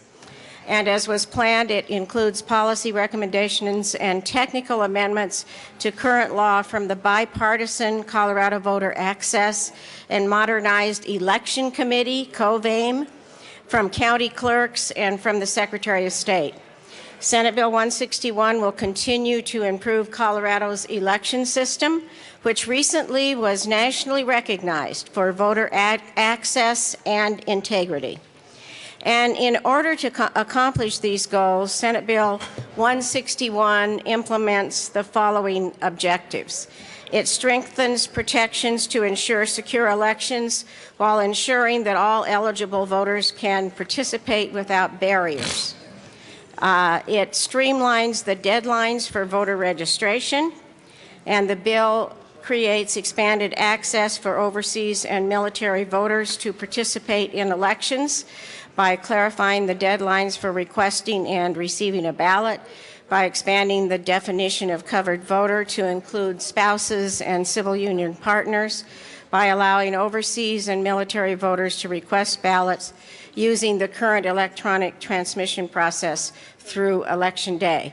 And finally, Senate Bill 161 makes various technical amendments to update and modernize the Uniform Election Code. And I want to especially thank the county clerks who spent a lot of time over the interim last summer coming up with suggestions relative to the election in 2013, and other stakeholders who were very involved in this process. And this bill will make our currently nationally recognized voting system even better, and I ask for a yes vote on Senate Bill 161. Representative Rankin. Thank you, Madam Chair. Some of you know, because I've complained quite bitterly, that I served on the commission over the summer to look at the implementation of Senate Bill, or Bill 1303, House Bill from last year. And I would like to echo Representative Hollinghorst's thanks to the clerks. Almost every week, the clerks came in and talked to us, and we asked them to do a number of pretty heavy lifting tasks. One of them was to sort out their best practices and share those in the implementation, and the other was to tell us things that needed to be fixed. And that's what this bill is all about. So there's some good things in the bill that are pretty well thought out by the clerks and represented. However, there's always one more. I've been concerned ever since I got involved in elections about the issue of signature verification. I mean, we're doing so many mail ballots now, and it all boils down to comparing a signature on file with the signature on the ballot to make sure it's valid. And, you know, we struggled a lot with assuring voter access, making sure people had the ability to vote, but we also struggled in that commission with how we can we can ensure integrity. And I believe the biggest issue is signature verification. So having said that, I move Amendment L022 and ask that it be displayed. Now, I struggled. I had quite a long amendment written on signature verification, and it was technical, and it talked about the software and all that sort of thing. But I decided that, that was a little much for this body. I mean, we aren't very good at debating somewhat detailed amendments, and so I did shorten it. But I think that, this simple amendment with a one-word change may be the most important word that I propose in an amendment in my career, because the clerks pointed out to us that they really do need to do better training. We have several hundred election judges who sit there and match these signatures. And they've committed to do this, but they have told me that this one-word change in this law will make a difference. It will motivate them to do it. So I hope this is a friendly amendment. It simply motivates and requires that the clerks train these hundreds of volunteers or election judges to be very, very careful and to have a little bit of handwriting training before they match those signatures. So I ask for a yes vote on this amendment. Madam Majority Leader. Thank you, Madam Chair, and thank you, Representative Rankin, for bringing this amendment. It is a friendly amendment. I think it's a good amendment, and I think it addresses some of the issues that we did talk about this summer in Covain. So I ask for a yes vote. Members, the motion before us is the passage of L022. All those in favor say aye. Aye. Oppose? L022 passes. Madam Majority Leader. I have nothing. Representative Murray. Thank you, Madam Chair. I move L023 and ask that it be displayed. L023 has, there's a motion for L023 and it's been properly displayed. Representative Murray to the amendment. Thank you, Madam Chair. Yes, as I was reading the bill and getting to page 13 on line 22, I became shocked at the wording, and what happened was I really didn't understand what was being done there. It sounded like people were being allowed to vote and then they could register, and that was not the intent of what was in the original bill. The intent is that if someone voted in one jurisdiction and then perhaps they've moved and they came in and tried to register on voting day, that application would not be accepted at that time. They would show up in the system as having already voted. They wouldn't be allowed to vote, and their application for registration would be delayed. So what I've done is I asked the county clerks if they would please come up with some language that was a little bit plainer, and that's what this amendment represents. So I urge and I vote. Madam Majority Leader. Thank you, Madam Chair, and thank you, Representative Murray, for bringing this amendment. It is a friendly amendment. I think it does clarify this section on page 13, paren B, and I ask for a yes vote. Members, the motion before us is the passage of Amendment L023. All those in favor, say aye. Any opposed? L023 passes. To the bill, Madam Majority Leader. Thank you, Madam Chair. Well, this is a very good bill. A lot of work's been put into it by a very large number of people. It will improve our elections process.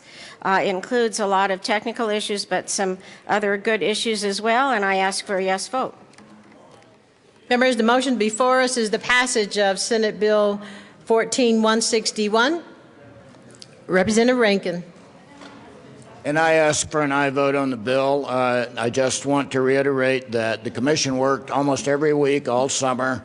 Clerks were there testifying. It was a very diverse group. The intent was to actually overcome any deficiencies in the existing bill, but also to bring people together to use the best practices across the counties, and we found an awful lot of diversity. I think made a lot of difference in election integrity, access to the ballot. I think that as a result of that work and this bill, we can have more confidence, even though we may disagree on some of the aspects of how we conduct elections. At least we've added a measure of integrity to that. So I ask for a yes vote. Representative Murray. Thank you, Madam Chair. I too urge and I vote. I read this bill very carefully. Obviously, there have been some controversial election bills that we've had. And so, we really have to study whether they're truly technical or not. And this one really is. And I can see that there's much in here that helps the county clerks to administer election law. I particularly liked what was on page 8. What that did was really firm up the information and the commitment to living in a particular house when you register to vote. I know when we were talking about 1303, there was talk of intent to live. This makes it very clear that someone is living in a particular house in a particular precinct, and I really appreciate that strong wording, in addition to several other updates of the record once people do register to vote in a new location. So I urge an aye vote, and I appreciate all the work that's been done on this bill. Is there any further discussion on Senate Bill 161? There being none, the motion is the passage of Senate Bill 14161. Everyone in favor say aye. Aye. Any opposed? Senate Bill 161 is passed. Representative May. Mr. Kohler, please read Senate Bill 169. Senate Bill 169 by Senator Lambert, also Representative May, concerning information the Office of Information Technology is required to provide to certain members of the General Assembly in connection with its annual budget requests. Representative May. Thank you, Madam Chair. I move Senate Bill 169. There is no committee report. To the bill, Representative May. This bill requires that the Office of OIT submit 2 reports to the Joint Budget Committee and the Joint Technology to inventory their assets and their refresh schedule so we can get a cost projection for us to be able to budget better. And the second report is to prioritize all the technology requests. I simply ask for an aye vote. Is there any further discussions on Senate Bill 169? Seeing none, all members in favor of Senate Bill 169 say aye. Aye. Any opposed? Senate Bill 169 passes. Mr. Kohler, please read the title of Senate Bill 92. Senate Bill 92 by Senator Rivera, also Representative Williams, concerning the creation of the crime of insurance fraud and in connection with making an appropriation. Can you repeat that, Mr. Kohler?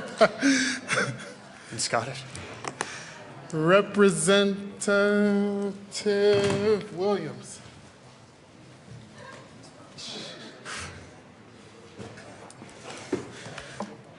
Thank you, Mr. Chair. I move Senate Bill 92.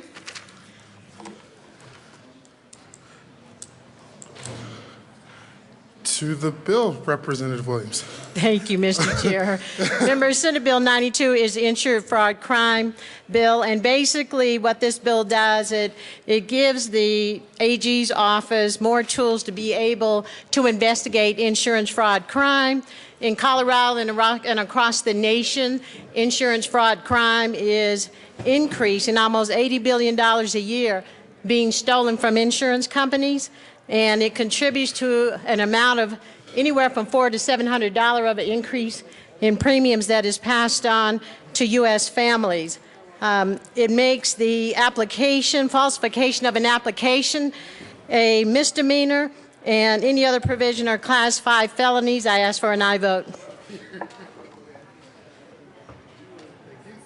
Seeing no further discussion on Senate Bill 92, the question is the passage of Senate Bill 92. All those in favor say aye. Aye. All opposed, no. Senate Bill 92 passes. Mr. Kohler, please read the title to House Bill 1319. House Bill 1319, Representatives Ferrandino and Holbert, also Senators Lambert and Todd, concerning the creation of an outcomes-based funding model for higher education. Not Williams, Hamler.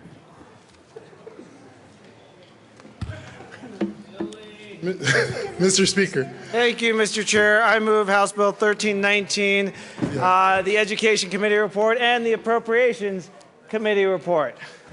To the Appropriations Committee report. Thank you, Mr. Chair. The Appropriations Committee report did 2 things. 1, put an Appropriations Committee amendment on the bill, and also did an amendment around the issue of stipend and fee for service and how that gets trued up in supplementals and giving more flexibility. The JBC is running a bill on that. This is making sure that if both pass, they're aligned, and now we do the 10% of how we move there. As for an aye vote on the Appropriations Committee report. Seeing no further discussion, the question is the passage of the Appropriations Committee report. All those in favor say aye. Aye. Aye. All opposed, no. Committee report passes. To the bill. To the Education Committee report, Mr. Speaker. Thank you, Mr. Chair. And the Education Committee report is the bill, so because the bill is a strike below in Education Committee, I appreciate everyone's work with that. That being said, we still do have a few more amendments, so let's get to that before we get into what the underlying issues of the bill are. I move Amendment L12 and ask that it be displayed. L012 is moved and properly displayed. To the amendment, Mr. Speaker. Thank you, Mr. Chair. Amendment 12 does a few things. One, it got brought to our attention from Colorado Mesa University that they have two-year college with them that's not under the Community College Board. And so we wanted to make sure that they get treated just like the community colleges because they are two-year roll-in missions. Two, it allows support services for funding for institutions. Just like remedial education, some schools have been provided supplemental academic instructions. They've been able to provide that. So I'd ask for, that's one. The other thing, it does also allow transfer funding to go to all schools that with community colleges, not just the board, which I had mentioned before. Corrects a few technical issues in the bill, and it adds some language around possible additional performance metrics, but as an option. As for an aye vote. Seeing no further discussion on Amendment L012, the question before the House is, before the committee is the passage of Amendment L012. All those in favor say aye. Aye. All opposed? Amendment L012 passes. To the bill, Mr. Speaker. Thank you, Mr. Chair. I move Amendment L24 and ask that it be displayed. Amendment L014 has been moved and is properly displayed. To the amendment, Mr. Speaker. Thank you, Mr. Chair. This amendment is just when determining the fee-for-service for the health sciences campus and the veterinarian, just cleaning up some language we put into the bill and making sure they take into account the fact that the health sciences and the veterinary are high-cost, low-enrollment programs. Also making sure that when the institutions and the CCHE and the department are working on implementation, that they're talking to the institutional administrators as well as stakeholders, and then also making sure that the language around performance metrics and funding is all consistent throughout the bill. Ask for an aye vote. Seeing no further discussion, the question is the passage of Amendment L024. All those in favor say aye. Aye. All opposed, no. Amendment L024 passes. To the education report, Mr. Speaker. Thank you. Not so fast. We got one more. I move Amendment L27. Ask that it be displayed. And that amendment is moved and properly displayed. To the amendment, Mr. Speaker. Thank you, Mr. Chair. In the bill, we have a provision to ensure that in a fiscal emergency or when we are in times like we were the last couple of years, there's a provision that allows us to be able to waive some of the provisions in the bill through a declaration of fiscal emergency. But there are times, and we do this in other places of statute, that if we are in Tabor surplus areas, we get some perverse actions within the budget where we might be growing, but we actually need to cut because of what we are doing with Tabor. This says if there is a Tabor surplus of more than $50 million, then provision around how much has to go for stipend versus fee for service is waived during those years. Ask for an aye vote on the amendment. Seeing no further discussion, the question is the passage of Amendment L027. All those in favor say aye. Aye. All opposed, no. Amendment L027 is passed. To the Education Committee report. Thank you, Mr. Chair. Maybe there's another amendment. I don't. Representative Hamner. Thank you, Mr. Chair. I move L015 and ask that it be displayed. Amendment L015 is moved and properly displayed. To the amendment, Representative Hamner. Thank you, Mr. Chair. Just so everyone knows, I'm speaking for some of the smaller universities in our state. We have 3 area vocational schools. They're the Delta Montrose Technical School, the Emily Griffith Center in Denver, Pitkins Tech in Aurora. We also have 2 local junior colleges, Ames Community College and Colorado Mountain College. These institutions, while public, are not state institutions and therefore do not participate in the College Opportunity Fund, and they don't receive stipends or fee-for-service. So in the bill, these 5 institutions are categorized as specialty education providers and will receive the average percentage change in higher education funding each year without this amendment.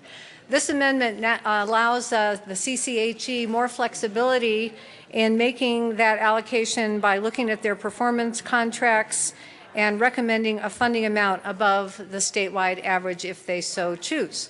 And I ask for your support of L015.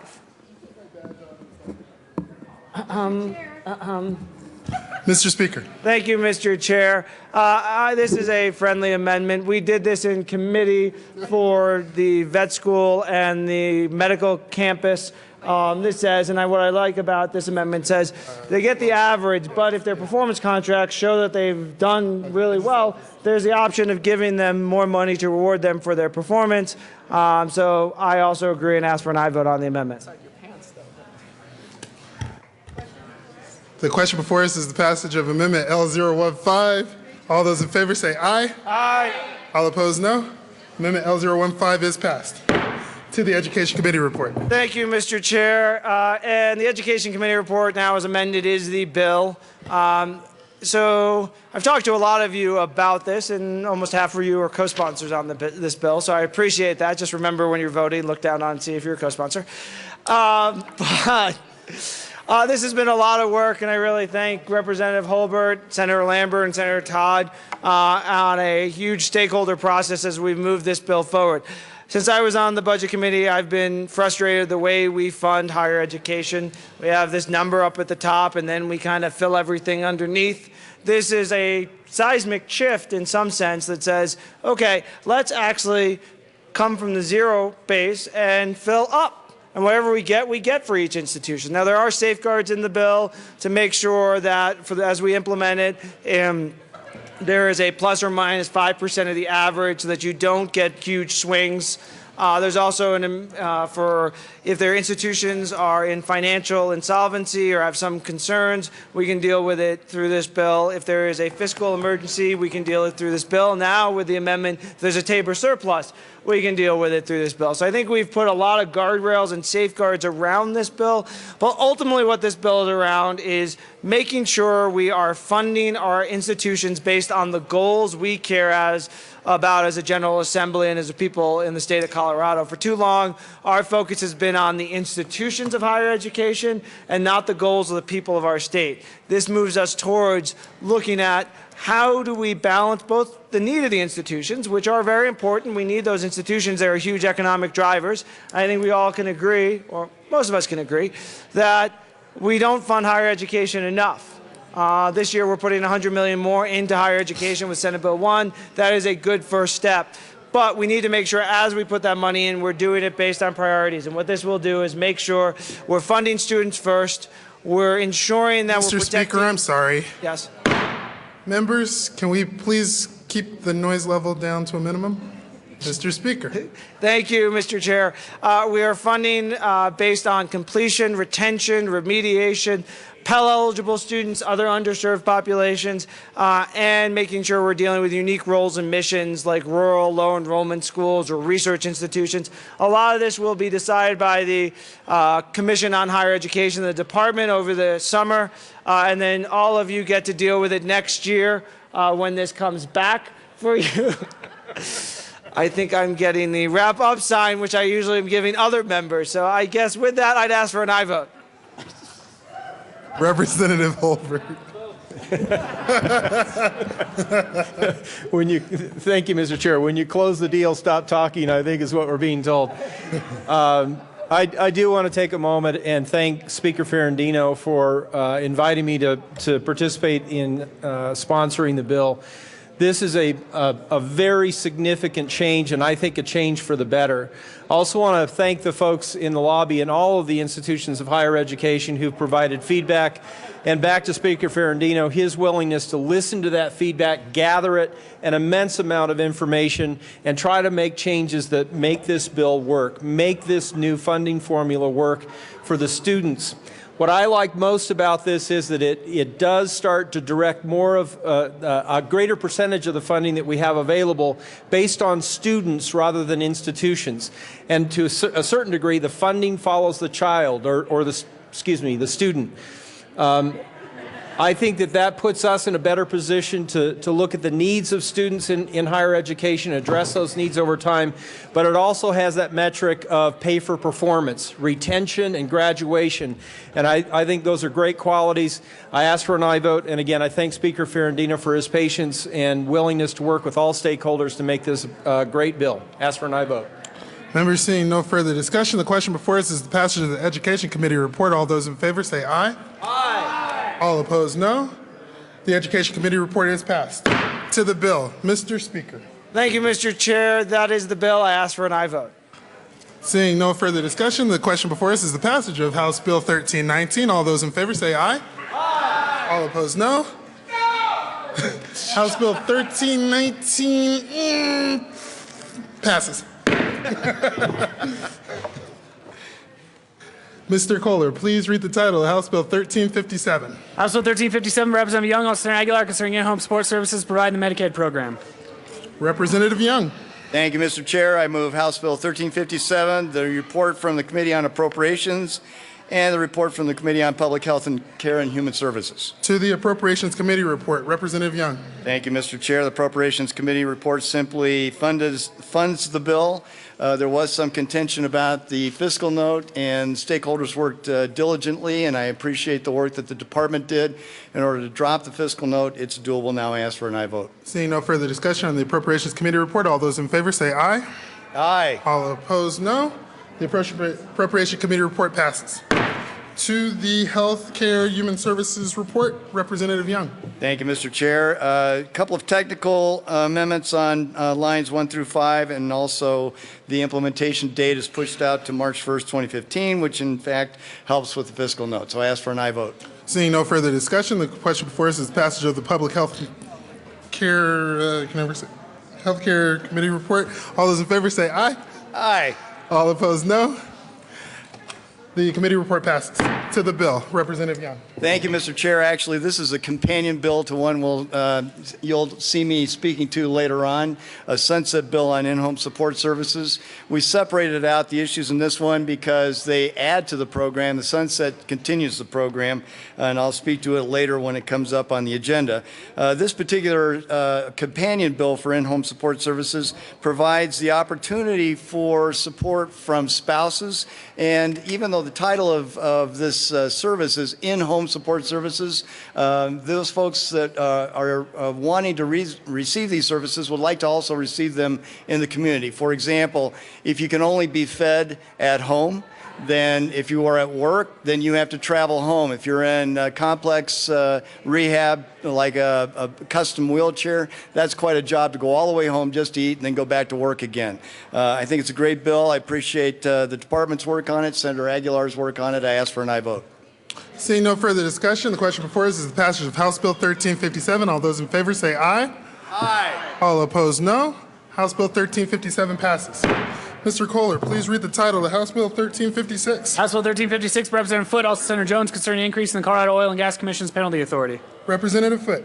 Thank you, Mr. Chair. I move House Bill 1356 in the Appropriations Committee report. To the Appropriations Committee report, Representative Foote. Thank you, Mr. Chair. The Appropriations Committee report made an appropriation for less than 1 FTE in anticipation for possible more enforcement actions, so I ask for an aye vote. Seeing no further discussion on the Appropriations Committee report, all those in favor say aye. Aye. All opposed, no. The Appropriations Committee report passes. To the bill, Representative Foote.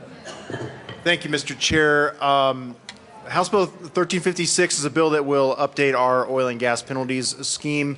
It's been in place since the Eisenhower presidency, actually, and hasn't been updated, at least with the base fines, since then. So I'd ask for an aye vote. Seeing no, Representative Scott. Thank you, Mr. Chair, and I have to rise in opposition to this bill.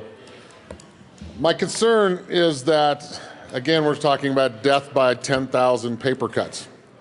Yes, the fines haven't been increased since, was it Truman? Eisenhower. Close enough. One of those old guys. But is there a reason to raise them now? Is there a reason? There's so many bad actors out there that we must increase those fines. And if there's bad actors, if you wouldn't mind telling us who they are, I would certainly like to know who they are, if you wouldn't mind, Representative Foote. Seeing no further discussion, the question before us is Representative Mitch Bush. Thank you, Mr. Chair.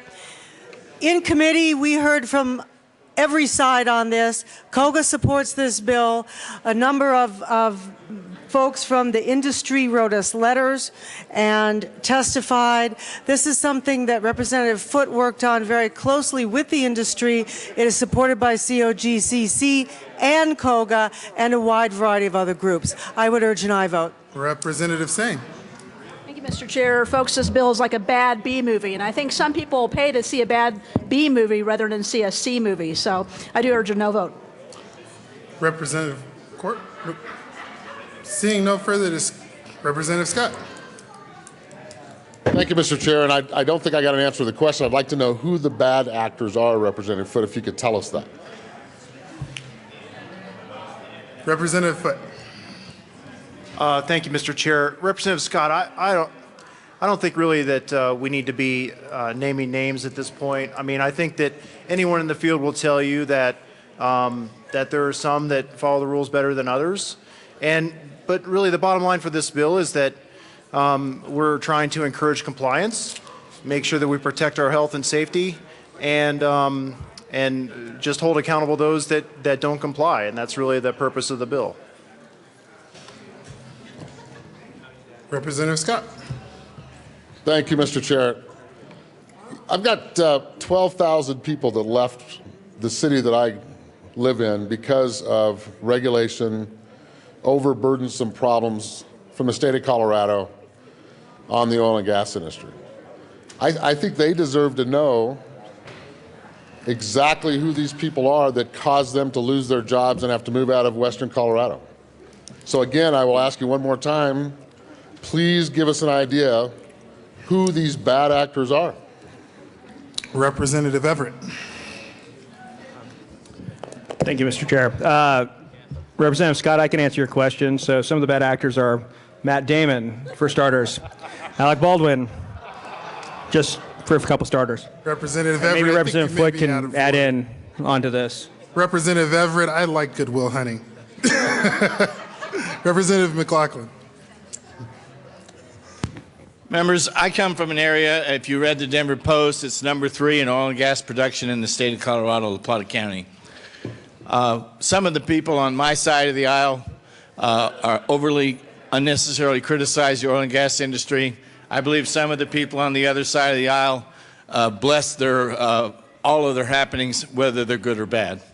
The fact of the matter is we need a robust development of oil and gas, but we also need to make sure that our environment is protected and that our penalties and laws which are designed to protect our water, our air, and the people of the state of Colorado enforced. So this is a good bill. I ask your support. Representative Rankin. Thank you, Mr. Chairman. I mean, I guess when we see Representative Foote come up here, we think this is an anti-oil and gas bill. I'm telling you, I'm in support of this bill. It is not an anti-oil and gas bill. It's a bill that was worked out, and my thanks and congratulations. I think we're finally learning to work with the industry to protect our folks and to give our state the tools it needs to regulate this. First of all, a good industry, one that's well regulated and successful, wants to identify the bad actors. And that's what this industry is telling us. There are some really good players who are producing jobs, producing taxes, producing energy for the country, and they don't want bad actors on the field any more than the rest of us do. So I think that this bill, because it was worked out with the industry, is needed. And so I'm totally in support of it. It also tells me that if we have the right tools and we give those tools to OGCC, we don't need a different set of tools all over the state. You know, this tells me that we can regulate oil and gas at the state level without creating a mishmash of local punishments and tools and restrictions because we don't trust the state. If we have these tools, we can trust our state agency to do the job for us. Thank you, Representative Foote, for this bill. Representative Scott. Representative Sonnenberg. Whichever one wants to go. Thank you, Mr. Chair. And unfortunately, I have to disagree with my colleague. Even if the industry has worked on this, doesn't mean it's a good bill for industry. Maybe they negotiated because they thought it would be much worse. That's one aspect. And just because we haven't had a change since the Eisenhower administration, Eisenhower? Yeah.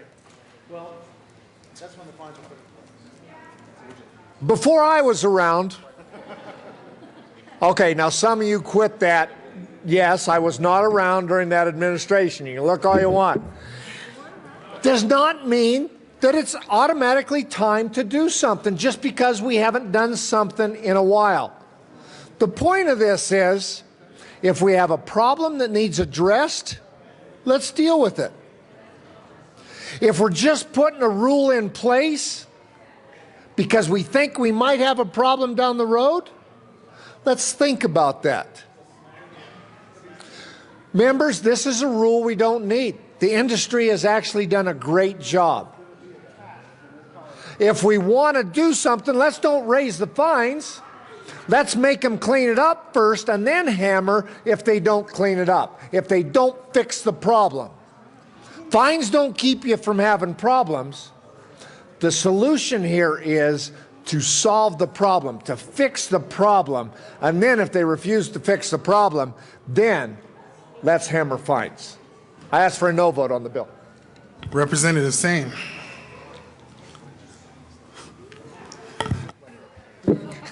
Thank you, Mr. Chair, and I have to disagree with some of my colleagues as well. This is still a rerun of last year's bad bill. Regardless if this is a complex industry, so some bad things are going to happen regardless, and it doesn't have to be a bad actor. Things do happen, but overall the industry has been very responsive, very responsible, and Anadarko again just provided water to another Weld County town that was having a crisis with their sewers. They have been a great citizen in Weld County. So far they have done a very amazing job in their containment of any issues that have cropped up. So I don't think this bill is going to do anything to reduce spills. So I would urge a no vote. I appreciate the sentiment behind it, but again, we don't have to change something, change the equation or change MoveX just because the equation is old. Representative Scott. Thank you, Mr. Chair. You know, it's well documented prior to this bill that Colorado has the most stringent regulations in the United States of America, almost in the world. So to stand there and say that we need more is disingenuous. Plus, we really don't know who the offenders are. Who are the offenders? Who are these people that are so destructive to the environment? I just continue to ask the same question, Representative Foote. Please name out these people in public so that we can all understand why it is so critical we have this legislation. Representative Foote. Thank you, Mr. Chair. So I don't understand, Representative Scott, you want an attack on oil and gas? Is that what you're asking for? They're bad, go get them. Look, one thing I want to address here is the level of protections. And Representative Scott, you said that we have strong ones. You know, when it comes to fines, we don't. As I said, the fine schedule was put into place in 1955. And when you look at other states around, including the states that are our neighbors to the south, east, west, and north, they have bigger fine schedules than we have. When you look at what the CDPHE does for oil and gas air violations, it's a maximum of $15,000 per violation per day, which is the same as what this bill would propose.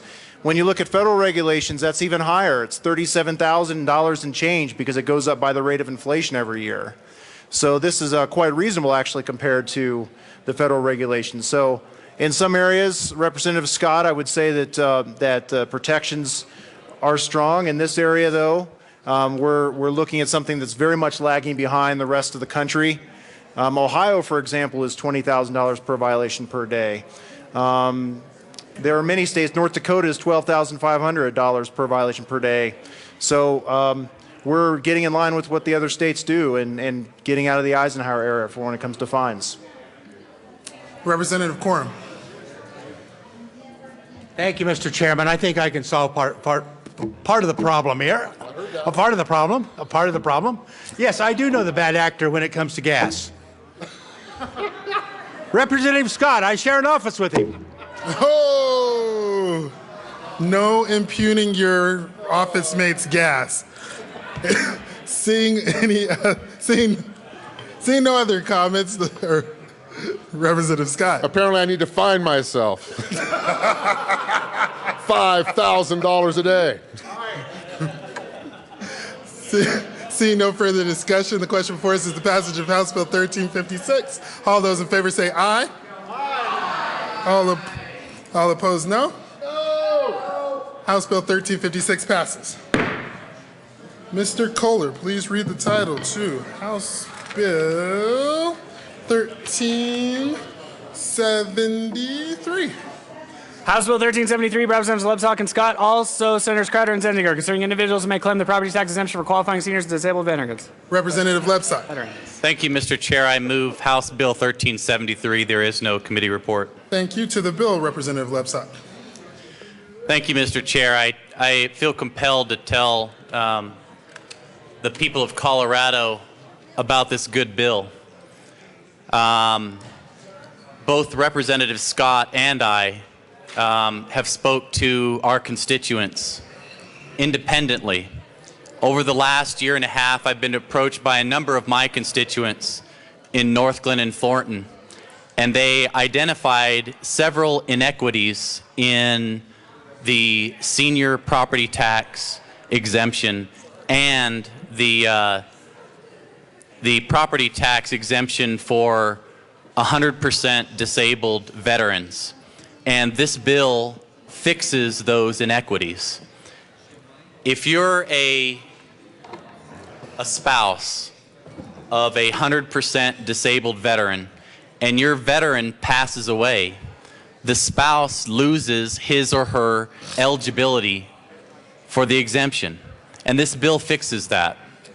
The second thing that this bill does is it also fixes the second inequity, that if you're a senior and you currently qualify for the homestead exemption because you've lived in your home for 10 years and you're 65, and let's say your home gets destroyed by a natural disaster, you're no longer going to be penalized if you have to move because of that natural disaster. And so, Mr. Chair, I'm proud to be a co-prime with Representative Scott on House Bill 1373.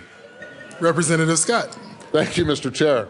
And I am equally as proud to be a co-sponsor of House Bill 1373. Actually, in all seriousness, folks, we attempted to do something similar to this last year.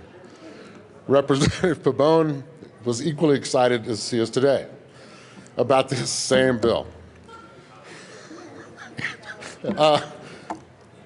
We looked at this very, very hard. Obviously, the only way we could fix some of these problems was to do the bill, and I got to give credit, a lot of credit to Representative Lebsack, that he worked very, very hard to get these pieces put together. I think this is great for our seniors. They've paid enough in taxes. They've done their duty. Veteran spouses have done their duty for this country as well.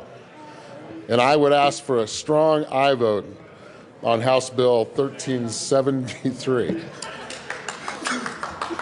Representative Scott and Lebsack, I applaud you both for keeping your face and your composure for that one.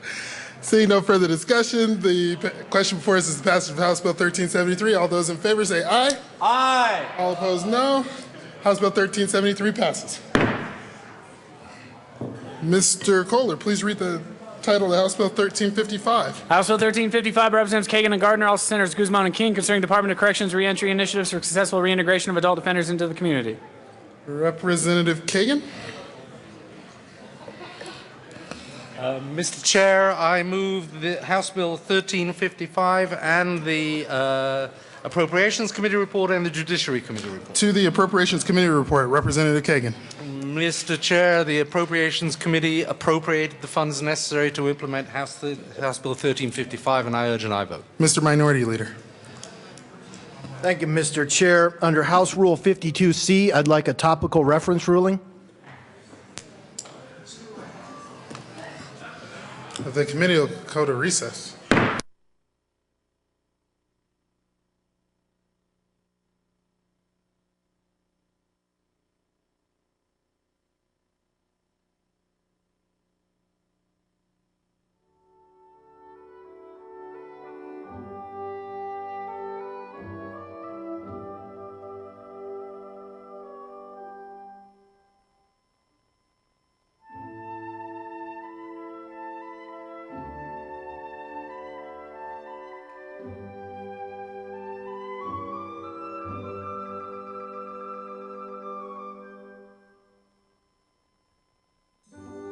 To order.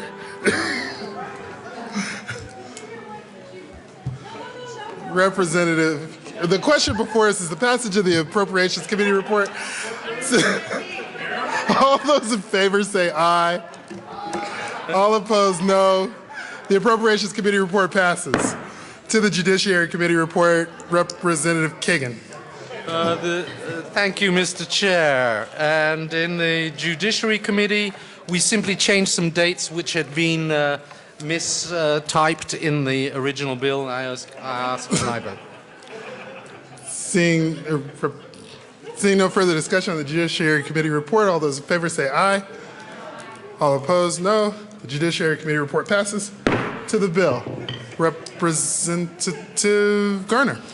Thank you, Mr. Chair. And members, it was my privilege to be the co-prime with Representative Kagan, Judiciary Committee Chairman, on this bill, which is reentry programs for adult parolees. This is the bill that has the resources for the comprehensive reform of parole, reentry, and oversight and accountability. It is a very important bill. Indeed, I think when we were done with Judiciary Committee hearings, which passed out of Judiciary on a 10-1 vote, some people cannot be convinced, ever, that the sense was that this is a momentous bill, but it is a bill that is going to require oversight of the Judiciary Committee, both in the House and Senate, and of the General Assembly as we go forward, as well as strong leadership in the Department of Corrections. We cannot simply pass a bill and walk away from it. It is going to require all of us, each of you, as we move forward, to ensure that our parole programs and our oversight is working. And with that, I would ask for an aye vote. Representative Kagan. Thank you, Mr. Chair, and I want to thank Representative Gardner publicly for partnering with me and the Department of Corrections and a host of other interested folks in getting this bill into shape and through, hopefully, this evening's second reading.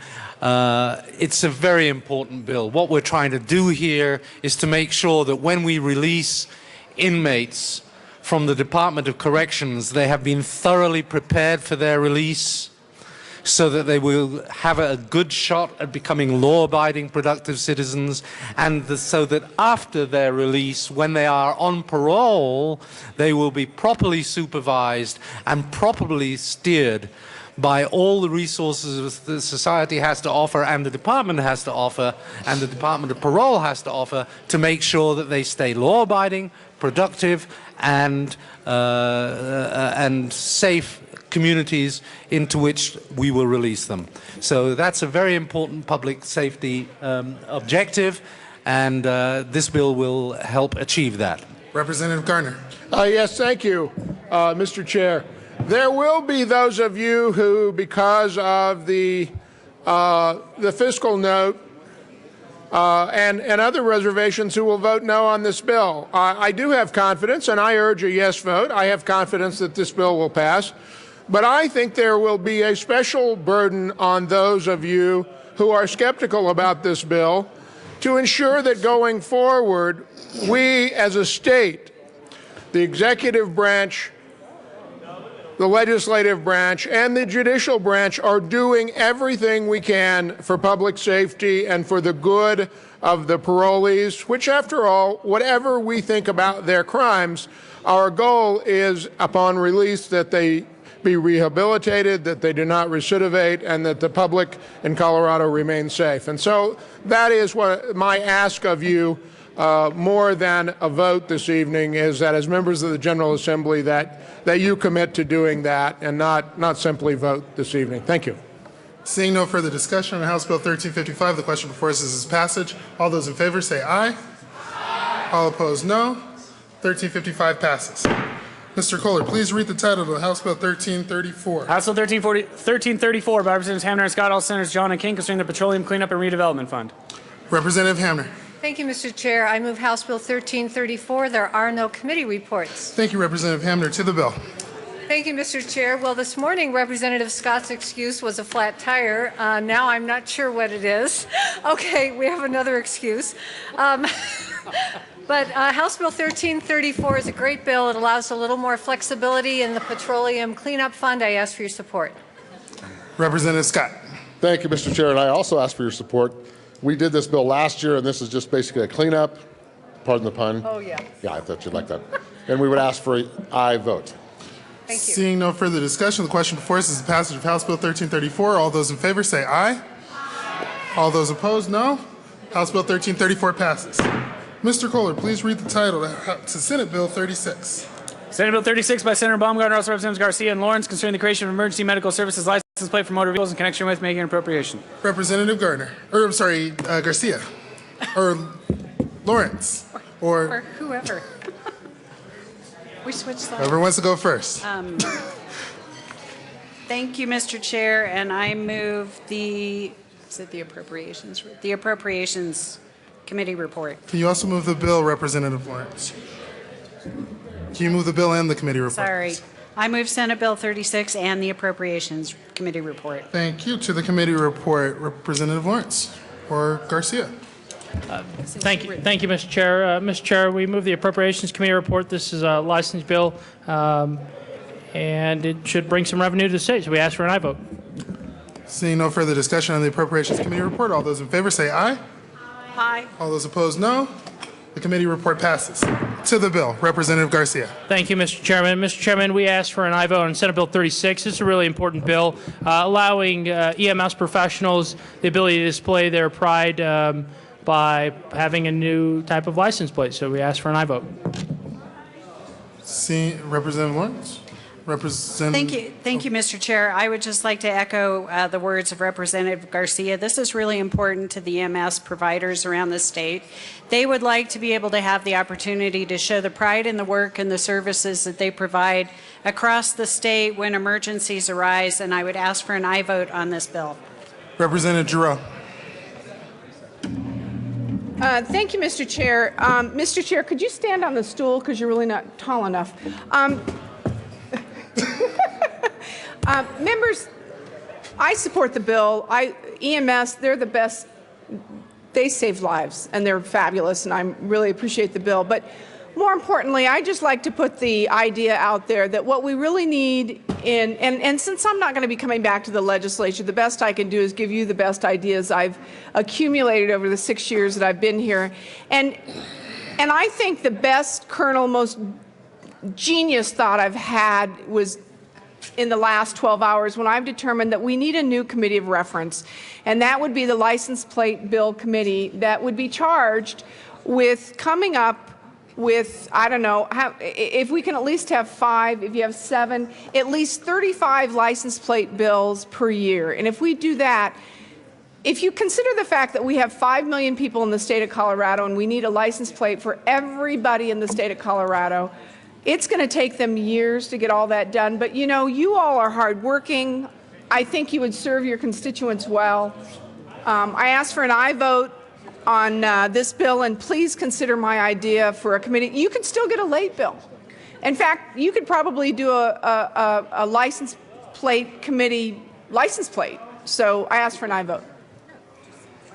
Seeing no further discussion, the question before us is the passage of Senate Bill 36. All those in favor say aye. All those opposed, no. Wow. That passes. Mr. Kohler, please read the title of House Bill 1311. House Bill 1311, Representatives Garcia and Dorr, also Senator Stedman, concerning the credit against the state income tax for the costs incurred in connection with the preservation of historic structures. Representative Dorr. Thank you, Mr. Chair. I move House Bill 1311, the report on appropriations, and the committee report on finance. Thank you. To the Appropriations Committee report, Representative, whoever wants to take it, Dorr. Thank you, Mr. Chair. The committee report on appropriations, it's going to push it out one more year and change the financing of it so that the fiscal note is not going to affect the current fiscal year. Ask for a yes vote. Seeing no further discussion on the Appropriations Committee report, all those in favor say aye.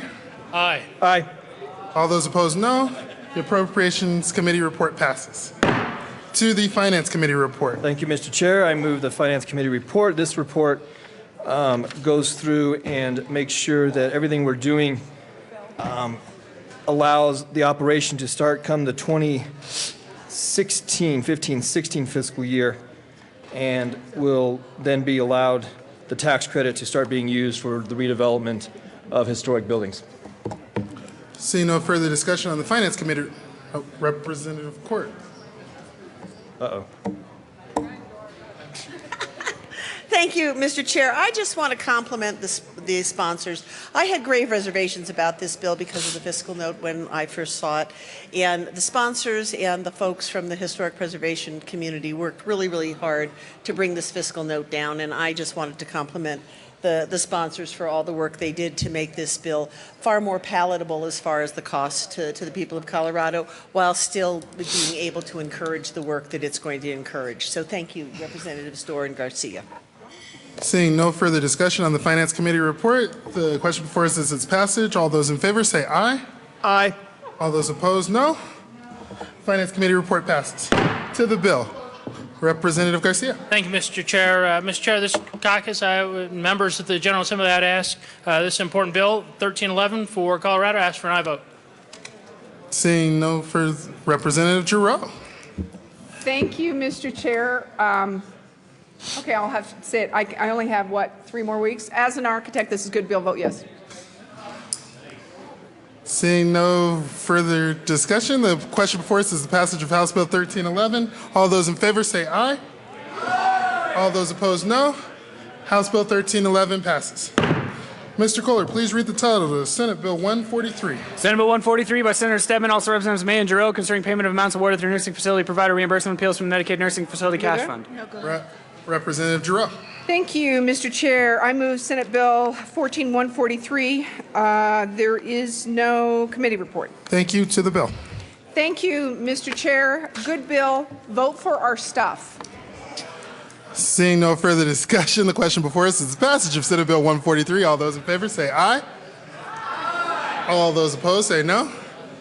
I think I'm still gonna, no. Bill passes. Mr. Kohler, please read the title of the House Bill 1368. House Bill 1368, Representatives May and Giroux, also Senator Hodge, concerning the transition of youth ages 18 through 21 who have intellectual and developmental disabilities, the adult program for services to persons with intellectual and developmental disabilities in connection with making and reducing appropriations. Representative Giroux. Thank you, Mr. Chair. I move House Bill 1368. There is no committee report. Thank you. To the bill. Thank you, Mr. Chair. Another good bill. Vote for this stuff, too. Representative May. This is a better bill. Vote yes. Thanks. Seeing no further discussion, the question before us is the passage of House Bill 1368. All those in favor say aye. Aye. All those opposed, no. House Bill 1368 passes. Mr. Kohler, please read the title of House Bill 1310. House Bill 1310 by Representatives Janal and Gardner, also Senators King and Johnston, concerning the provision of breath testing devices to law enforcement agencies. Representative Garner. Yes, thank you, Mr. Chair. I move House Bill 1310. There is no committee report. Thank you. To the bill. Seeing no further discussion, the question before us is the passage of House Bill 1310. All those in favor say aye. Aye. All those opposed say no. House Bill 1310 passes. Mr. Kohler, please read the title of House Bill 1351.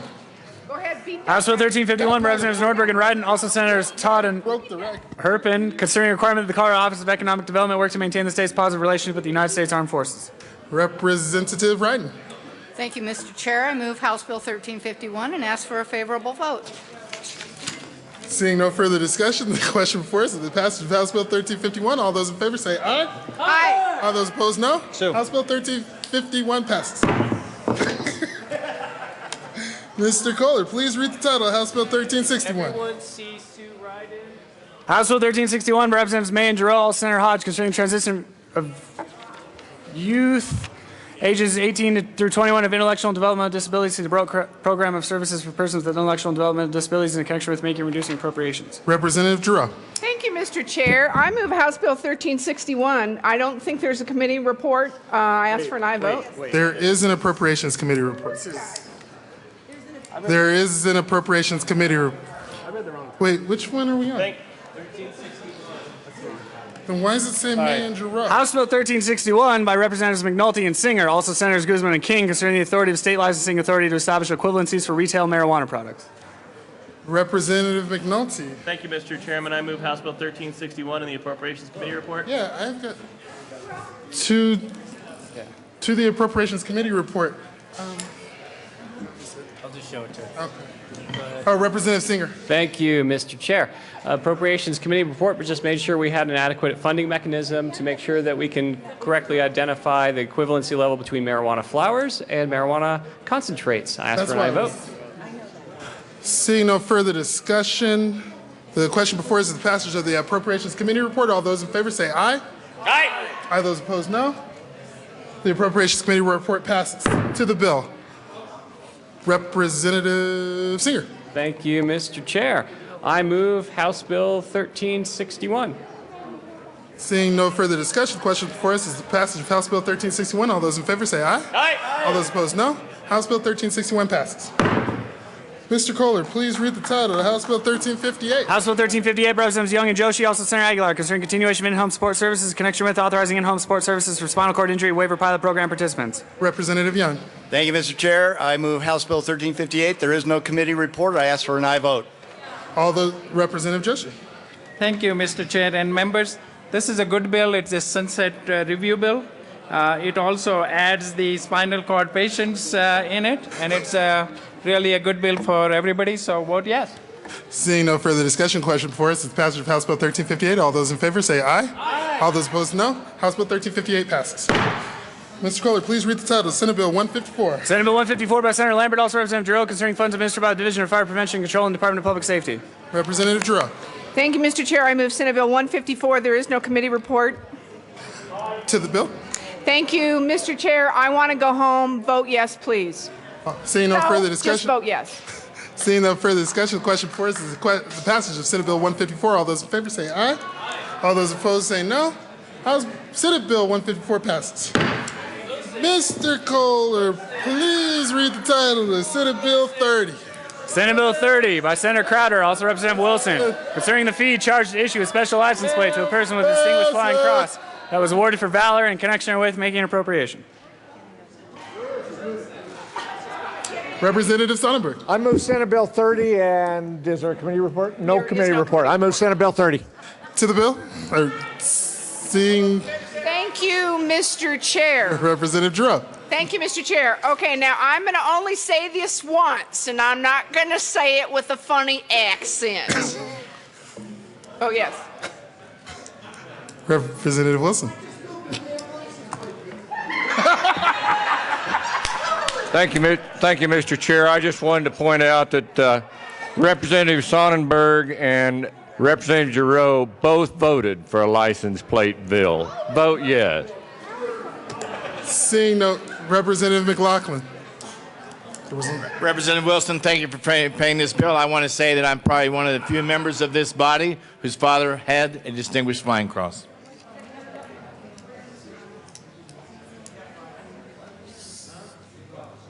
Was there? There wasn't one on my list. No. There is one. Is there one? What do you have? Representative Wilson, can you move the Appropriations Committee report, please? Thank you, Mr. Chair. We'll make sure you're included in that Appropriations Committee report. I would move the Appropriations Committee report. Thank you. Seeing no further discussion around the Appropriations Committee report, all those in favor say aye. Aye. All those opposed, no. Appropriations Committee report passes. To the bill, Representative Wilson. Thank you, Mr. Chair. I would now move Senate Bill 30 and ask for an aye vote. Seeing no further discussion. As amended. Seeing no further discussion on Senate Bill 30, all those in favor say aye. Aye. All those opposed, no. Senate Bill 30 passes. Mr. Kohler, please read the title of Senate Bill 41. Senate Bill 41 by Senator Herpin, also Representatives Gardner and Swam, concerning the creation of USS Colorado license plate for motor vehicles in connection with making appropriation. Representative Gardner. Yes, thank you, Mr. Chair. I move Senate Bill 41 and the Appropriations Committee report. To the Appropriations Committee report. Thank you, Mr. Chair. The Appropriations Committee report just did a little refinement because this had been through Senate Appropriations. It was just a refinement, and I ask for an aye vote. Seeing no further discussion on the Appropriations Committee report, all those in favor say aye. Aye. All those opposed, no. The Appropriations Committee report passes. To the bill, Representative Gardner. Yes, and Mr. Chair, could you get everyone's attention, please? I mean, this is an important bill. Members, I've been asked a lot about why it is that in Colorado we need a license plate for submarines. We have license plates for cars and trucks and motorcycles, but why a submarine license plate? Ron, could you... This...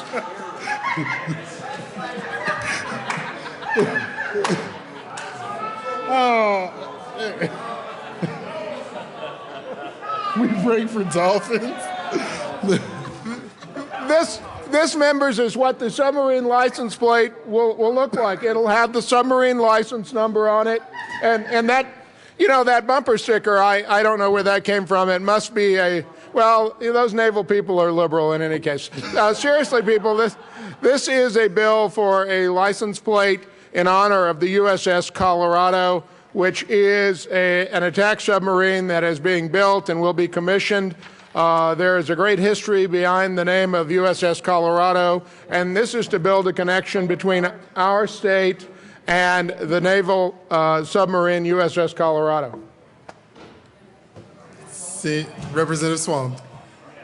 Thank you, Mr. Chair. Members, great bill. Vote yes. And again, I wish I could continue my work until every person in the state had their own personalized plate, but my tenure's coming to an end, and this is my contribution, so I do urge a yes vote. Seeing no further discussion, the question before us is passage of Senate Bill 41. All those in favor say aye. All those opposed, no. Senate Bill 41 passes. Mr. Kohler, please read the title to Senate Bill 51. Senate Bill 51 by Senator Talktrap, also Representative Singh, concerning access to records relating to the adoption of children in connection with making appropriation. Representative Singh. Thank you, Mr. Chair. I move House Bill 51. There are no committee reports. To the bill. Thank you. Members, this passed unanimously through 3 committees, and this is a basic civil right giving adult adoptees access to their documents across all time periods. Urge a yes vote. Seeing no further discussion, the question before us is the passage of Senate Bill 51. All those in favor say aye. All those opposed say no. Senate Bill 51 passes. Mr. Kohler, please read the title of House Bill 1044. House Bill 1044, Representative Dorr, also Senator Talktrap, concerning consequences for a parolee who tampers with an electronic monitoring device that the parolee is required to wear as a condition of parole. Representative Dorr. Thank you, Mr. Chair. I move House Bill 1044 and the committee report from the judiciary. To the committee report. Mr. Chair, the committee report just cleaned up some of the language so that the parole board still retains some authority over removing or maintaining some level of sentences. I ask for a yes vote. Seeing no further discussion on the Judiciary Committee report, all those in favor say aye. Aye. All those opposed, no. Judiciary Committee report passes. To the bill, Representative Dorr. Thank you, Mr. Chair. I ask for a yes vote on HB 1044. Seeing no further discussion on House Bill 1044, all those in favor, or question before us is passage. All those in favor say aye. All those opposed, no. House Bill 1044 passes. Mr. Kohler, please read the title of House Bill 1371. House Bill 1371 by Representative Young, also Senator Grantham, concerning property taxation of oil and gas leaseholds and lands in connection with specifying that the wellhead is the point of valuation and taxation for such leaseholds and lands. Representative Young. Thank you, Mr. Chair. I move House Bill 1371. There is no committee report. To the bill. This bill is a great bill that will clarify how we tax at the wellhead. I ask for an aye vote. Representative Swan. Thank you, Mr. Chair. Members, we heard this bill in Finance Committee today. It's a good bill. I urge a yes vote. However, Representative Young, I recommend that your first witness today know the rule that you quit talking when you've made the sale. So, Clearly, I know it. anyway, I think he almost talked me into voting no, but anyway, I did vote yes. So, good bill, vote yes. Seeing no further discussion, the question before us is the passage of House Bill 1371. All those in favor say aye. Aye. All those opposed say no. House Bill 1371 passes. Mr. Kohler, please read the title of House Bill 1353. House Bill 1353 by Representative Gardner, also Senator Johnston, concerning powers of appointment. Representative Gardner. Representative Gardner. Thank you, Mr. Chair. I move House Bill 1353 and the Judiciary Committee report. To the Judiciary Committee report, Representative Gardner.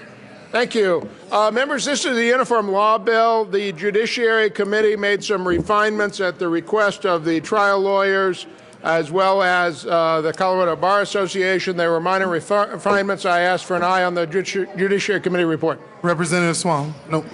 Seeing no further discussion, the question before us is the passage of the Judiciary Committee report. All those in favor say aye. All those opposed say no.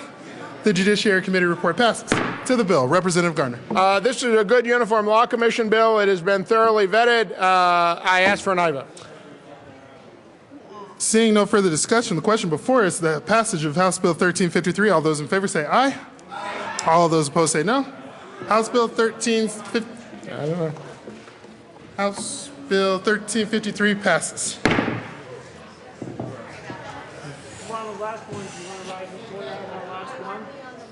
Last one. Yeah, we're on the last. We're on the reviser's bill. Well, let's do the last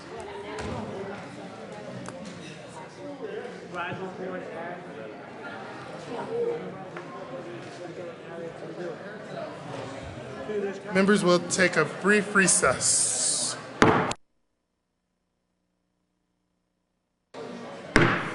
The committee will reconvene. Mr. Kohler, please read the title to House Bill 1363. House Bill 1363 by Representative Gardner, also Senator Roberts, concerning the non-substantive revision of statutes, the Colorado Revised Statutes as amended in connection with it, amending and repealing obsolete or imperfect and inoperative law to preserve the legislative intent, effect, and meaning of the law.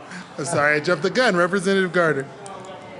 Thank you, Mr. Chair. I move House Bill 1363 and the Judiciary Committee report. To the Judiciary Committee report, Representative Gardner. Yes, thank you, Mr.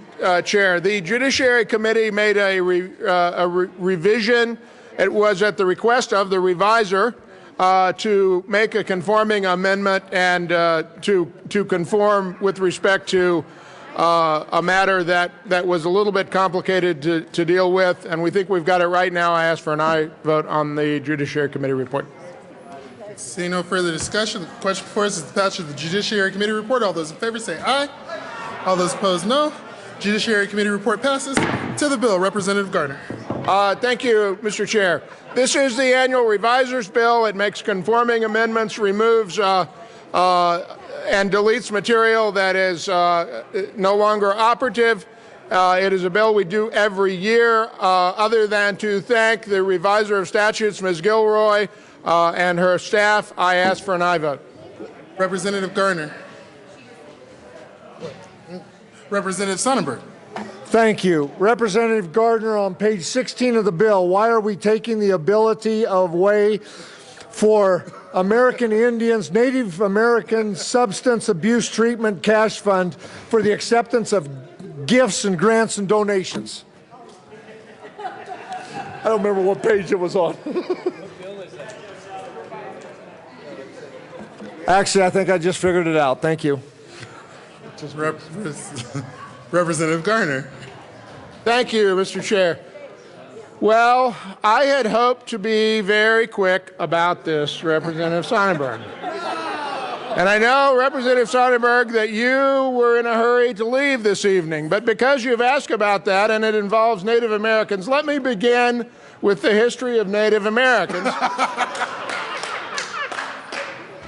And close by saying that that is being removed because it is an inoperative section of the statute now, and therefore Representative no Garner to the there. bill.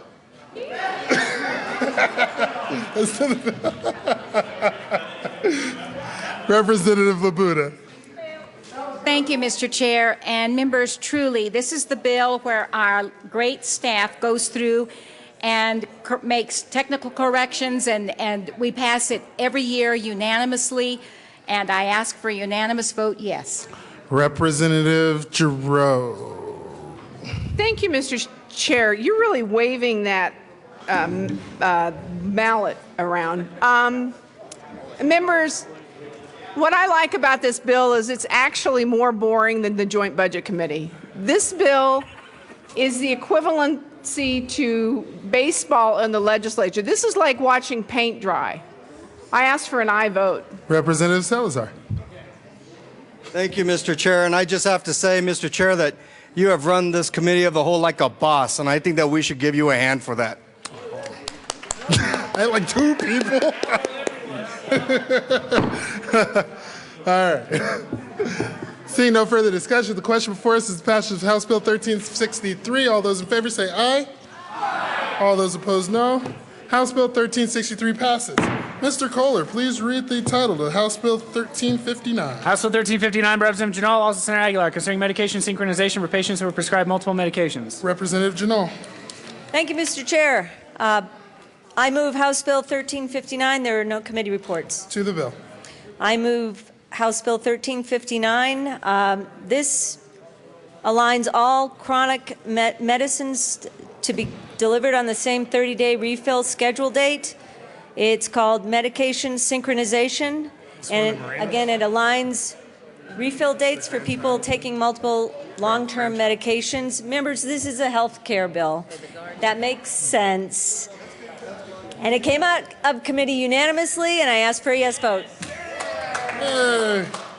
Seeing no further discussion, the question before us is the passage of House Bill 1359. All those in favor say aye. Aye. All those opposed, no. House Bill 1359 passes. Madam Majority Leader. Ready to go with 1366? Yeah, we got to revise, yeah. Okay. No, not quite. Yeah.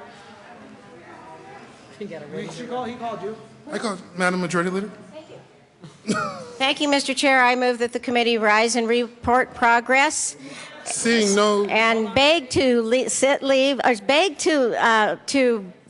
again soon. Seeing no objection, the committee will rise and report to Report progress. To report progress.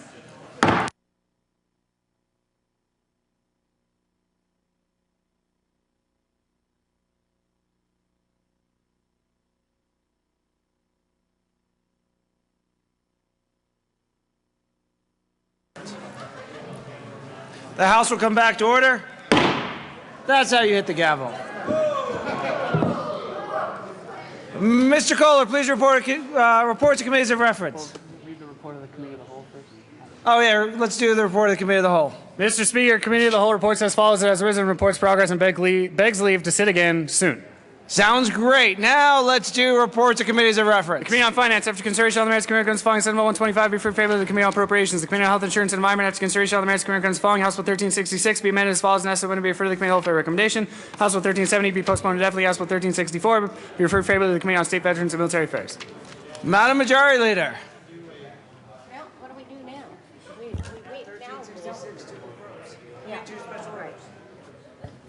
Thank you, Mr. Speaker. I move to add House Bill 1366 to the special order calendar today at 7:07. Seeing no objection, 1366 will be added to the bottom of the special orders calendar right now. Being that it's right now, we'll move back into special orders. Representative Melton.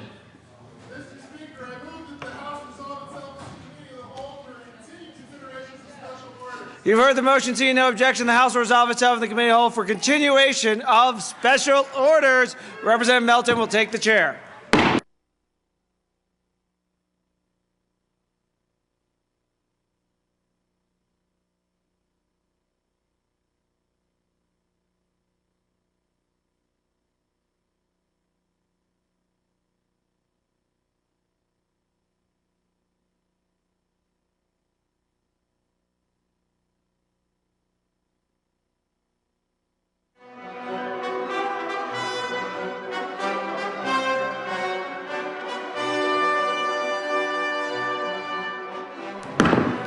Oh, sorry.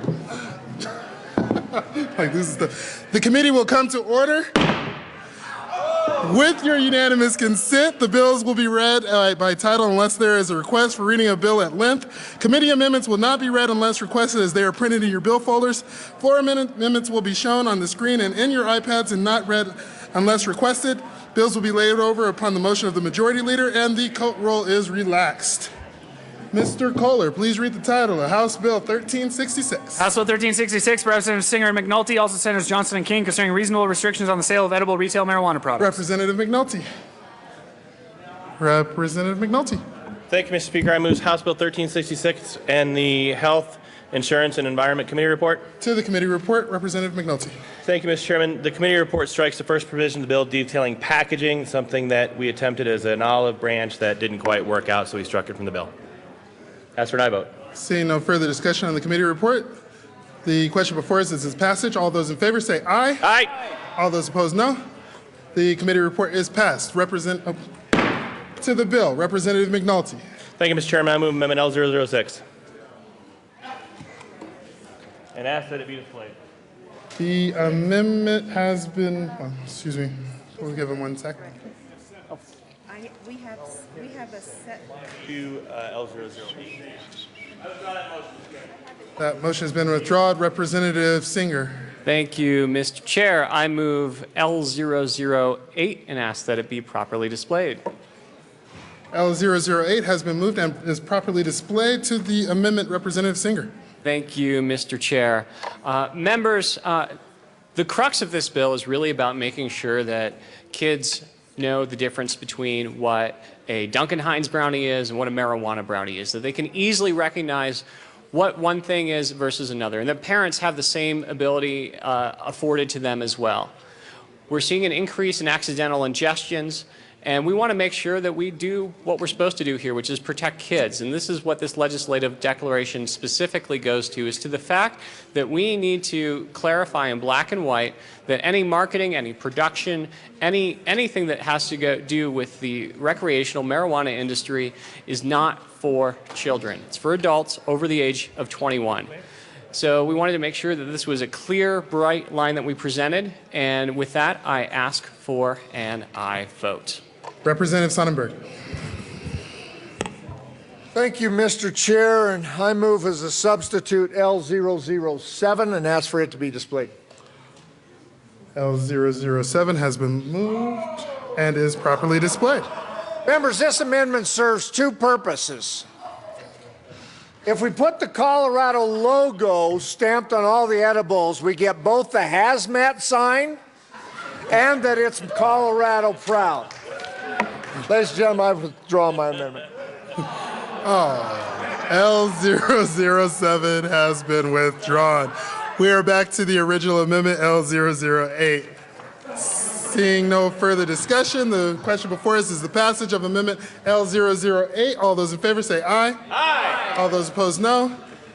Amendment L008 is passed.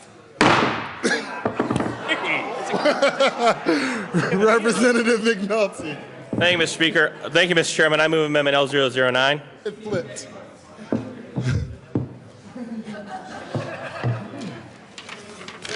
Amendment L009 has been moved and is properly displayed. To the amendment, Representative McNulty. Thank you, Mr. Chairman. Colleagues, this addresses an issue that we brought up in committee, an issue that was raised by the Department of Revenue. It serves as a backstop until the rules are promulgated. Ask for an aye vote. Seeing no further discussion, the question before us is the passage of Amendment L009. All those in favor say aye. Aye. All those opposed, no. Amendment L009 is passed. To the bill. Representative Singer. Yeah, still me. Thank you, Mr. Chair. With that, you heard why we're doing this, and I ask for an aye vote on House Bill 1366. Representative Landgraf.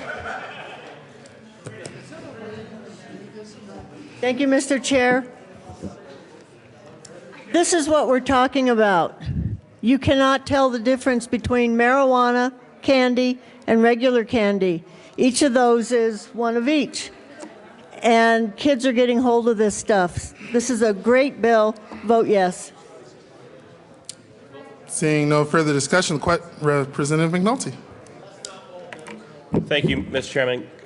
And colleagues, I appreciate you allowing us to bring this issue before you at that time of session. This is a real issue that we have. When we distributed these snacks in committee, the committee couldn't tell the difference between those that had marijuana in them and the ones that were bought off the shelf at King Soopers. It is an issue that I do think, as Representative Singer has capably pointed out, probably deserves the level of thoughtfulness of rulemaking, and so in that vein we're not as prescriptive as perhaps I would like, but I do think that his cool head is the more appropriate way to move forward so that this legislation does protect kids and does so in a way that anybody who has grandkids, anybody who has children, you have the tools to help keep your kids, your grandkids safe from these things. Our state constitution does allow edibles. We cannot ban edibles. I do believe that that would be unconstitutional, but we need to do everything that we can to keep these things out of the hands of kids and to give parents, give teachers, give school resource officers, student resource officers, the tools that they need to keep these things out of the hands of kids and to keep them out of our schools. Ask for an aye vote. Is there any further discussion on House Bill 1366? Seeing none, the question before us is the passage of House Bill 1366. All those in favor say aye. Aye. All those opposed, no. House Bill 1366 is passed. Madam Majority Leader. Thank you, Mr. Chair. And before I make the motion to rise and report, in case you were anxious about the fact that you no longer saw Senate Bill 29, 117, and 129 on your special orders calendar, those were placed on by mistake. We have to refer those to appropriations, so they've been removed. And with that announcement, I move the committee rise and report. Seeing no further discussion, the committee will rise and report.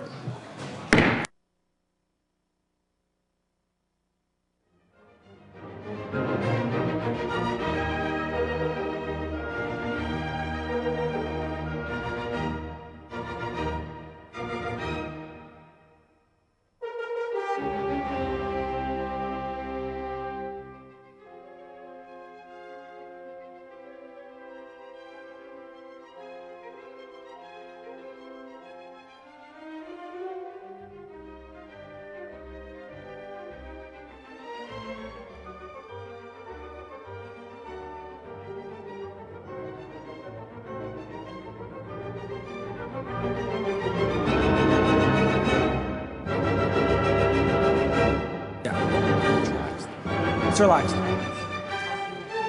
The House will come back to order. The co-rule is still relaxed. Mr. Kohler, please read the report of the Committee of the Whole. Mr. Speaker, Committee of the Whole begs leave to report is that under consideration the following tax bills being second reading thereof and makes the following recommendations thereon.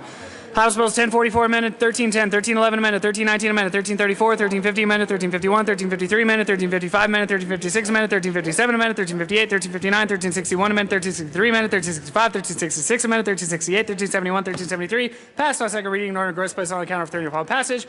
Senate Bills 30 amended, 36 amended, 41 amended, 51, 92, 123, 143, 154, 161 amended, 169. Passed on second reading in order to revise the place on the counter of 30 upon passage.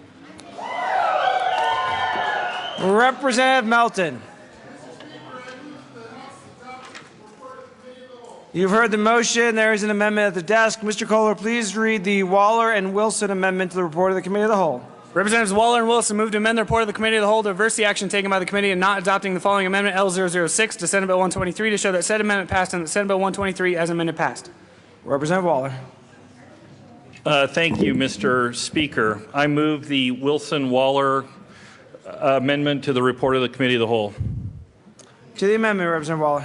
Thank you. And members, just for the record, this is the first time I've done this year, so don't be too upset. No hissing, no hissing. That's bad. Hissing's bad. You know, members, we had a vigorous debate and discussion on this, and I think that that's right and just and appropriate in the state of Colorado to have debate on pieces of legislation and to have debate on pieces of legislation when we disagree with a portion of that piece of legislation. You know, and here's what it comes down to.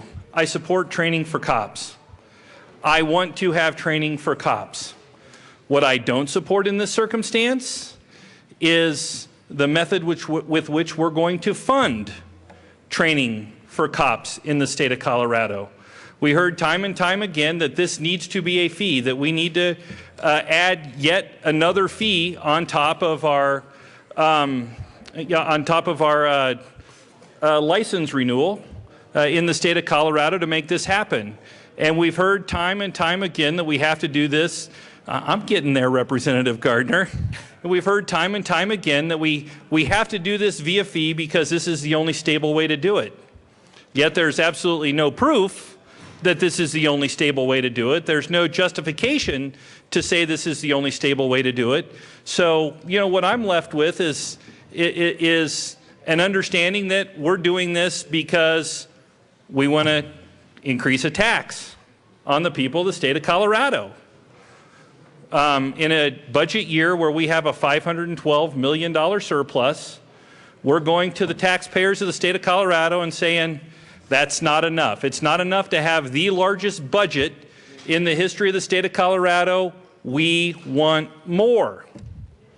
And I got to tell you, members, it disturbs me when government officials across the state do this kind of thing.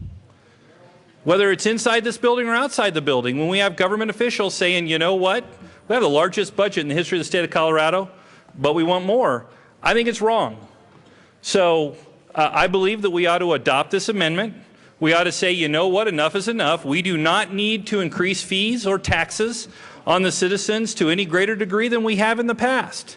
And we can take this money out of the marijuana cash fund to fund this training. That's perfectly just, right, and appropriate to do. So I'd ask for an aye vote on the Wilson, I think it's Wilson-Waller amendment to the report of the, or Waller-Wilson amendment to the report of the Committee of the Whole. Representative Wilson. Thank you, Mr. Speaker.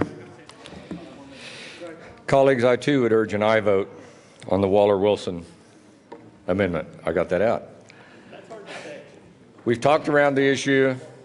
We all agree that we need the training. That's not the question. What we disagree on is how to fund it.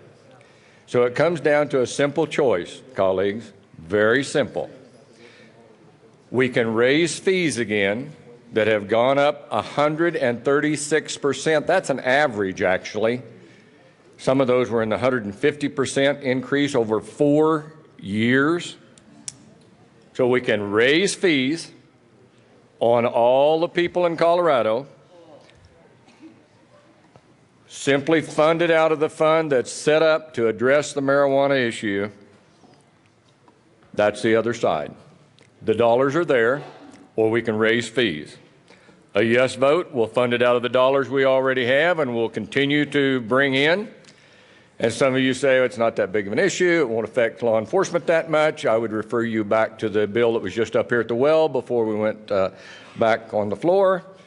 The edibles, it's to have a little rhyme. It's incredible what we're creating for our kids. And a no vote will raise fees again. It is always interesting to me as I watch the process is when we get in a situation like this, how people scramble to find a reason to justify their position. I'm not trying to justify my position, folks. I'm just saying we've got the money, pay for it. We don't need to raise taxes. I'd urge an aye vote. Further discussion? Representative May. Thank you, Mr. Speaker. And let me tell you what we did at the JBC, and it comes out Monday. And this is what I was talking about. And so I'll try to go slow so everybody understands. So I'm not saying that this, I'm asking for a no vote because what you're asking for is for the marijuana cash fund to be used for all of it, which it can't be used for. It can only be used for marijuana associated things. And so here's what happened.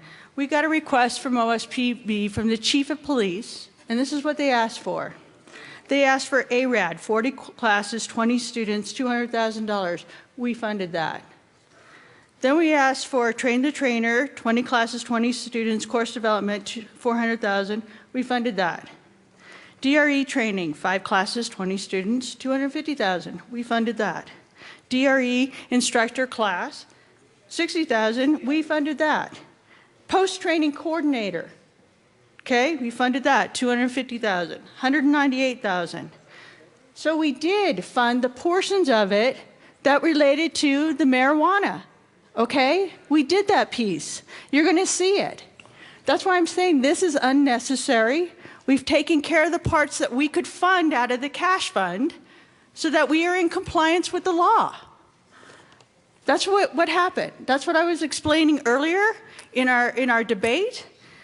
We also, just so FYI, funded the legal portion, which is not under the public safety branch of how it works, to update the training on law enforcement on all the changes that have occurred with the passage of Amendment 64. So yes, I don't disagree with what you're saying. I'm saying we've done this, and what this does is go beyond what we're not allowed to use the funds for. I ask for a no vote. Thank you. Representative Waller. Thank you, Mr. Speaker. So Representative May, what you're saying is we can't use, as the bill is written, we can't use those dollars to fund training for anything but vehicle safety and traffic management. It's effectively what you're saying. If we can't expand it all beyond that scope, if we can't use marijuana tax dollars to fund this because we're doing stuff that's other than marijuana related, then by virtue of that argument, we can't use funds from this fee related to vehicle registration for anything other than vehicle related training. But that's not the case. That's not what the bill says. The bill says it's going to use these dollars, this fee from vehicle training, or the fee from vehicle registration, for all of this post-certification training. Not just the vehicle-related portions of it, but for all of it. You know, so quite frankly, Representative May, that argument doesn't wash. It doesn't wash at all. In fact, you know, this is Faster Light.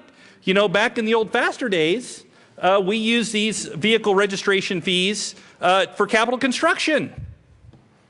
You can't tell me that somehow capital construction has something to do with vehicle registration. It doesn't. So this happens. This is a perfectly appropriate use of these dollars. This is. Using marijuana cash fund dollars to fund marijuana training, to fund police officer training, is something that's perfectly appropriate to do.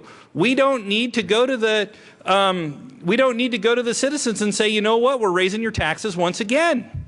We don't need to do that. We can fund this without raising taxes on the citizens of the state of Colorado. We had I'll say it again, $512 million overage in the budget for this budget year. This is a drop in the bucket. The funding for this is a drop in the bucket for that. But we're not even talking about that. We're talking about taking it out of marijuana cash funds. Millions of dollars have gone into that fund. This is the appropriate way to do that. We don't need to raise taxes on the citizens of the state of Colorado. We can do it without raising taxes on the citizens, and this is the way to do it. I urge an aye vote. Mr. Minority Leader.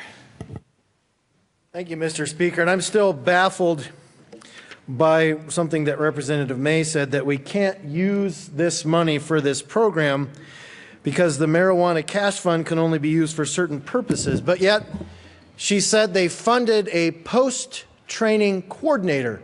with that money. So we can fund the post-training coordinator with the money, but we can't actually fund any programs that they're coordinating. That makes absolutely no sense. Members, I think if you were to ask the citizens of Colorado, would you rather fund more training for police officers through marijuana sales tax or through increasing your vehicle registration fee? That is what this is about. And I think if you were to ask the citizens of Colorado what they would prefer, I think resoundingly would be, don't raise my vehicle registration fee yet again. I urge an aye vote. Representative Holbert. Thank you, Mr. Speaker. Members, there seems to be confusion between the word fee and tax. The Marijuana Cash Fund is funded with a tax that was approved by the people. A tax puts dollars into this fund, and if 33 or more of us say we're going to use those dollars for a purpose, we can do that. A fee are dollars paid by the citizens of Colorado, the residents of Colorado, for a specific purpose. And when we go back to FASTER and now on this, some seem to say that when dollars are paid in for a specific purpose, that we can redirect those dollars and use them for different things, which is what was wrong with FASTER and is exactly what is wrong with the bill without this amendment. Some in this chamber seem to be turning around what we can do with fee and what we can do with tax. The Marijuana Cash Fund is funded with a tax. And I submit that if 33 of us say that we can use those tax dollars to fund this training, that we can. And further, I would submit that we don't have the authority, though we've seen in the past the majority of the Assembly support a fee for an indirect purpose. Capital construction, Representative Waller mentioned that. FASTER was supposed to build roads and bridges when we pay state and federal gas tax to build our roads and bridges. But the argument there was that the General Assembly at that time was going to use those dollars to build roads and bridges, and then it went to fund, in some cases, the management of clerk offices, DMV offices. And now we're going to use the same type of fee when it should be a tax approved by the people. And without this amendment, that's what the General Assembly is proposing to do. And I can't believe, though I'm thankful, that some in this chamber would want to stir that fury again amongst the voters. The last time this happened, when FASTER happened in 2009 and going into the 2010 elections. Representative Holbert? Yes. Can we talk about this current bill and not previous bills? Yes, Mr. Speaker. Thank you, Representative Holbert. Without this amendment, this bill is going to stir that fury among voters. And you have the opportunity to avoid that. You have the opportunity to respect the decision of the voters when they said yes to a tax. It's right there. Those dollars are in the Marijuana Cash Fund. And we, if 33 or more of us say yes to this amendment, we can do it right. But without this amendment, you're going to thumb your nose at the taxpayers and the fee payers of Colorado, and I think they're going to respond the way they did in the past. So how many seats in the two chambers is this amendment worth? I ask for an aye vote.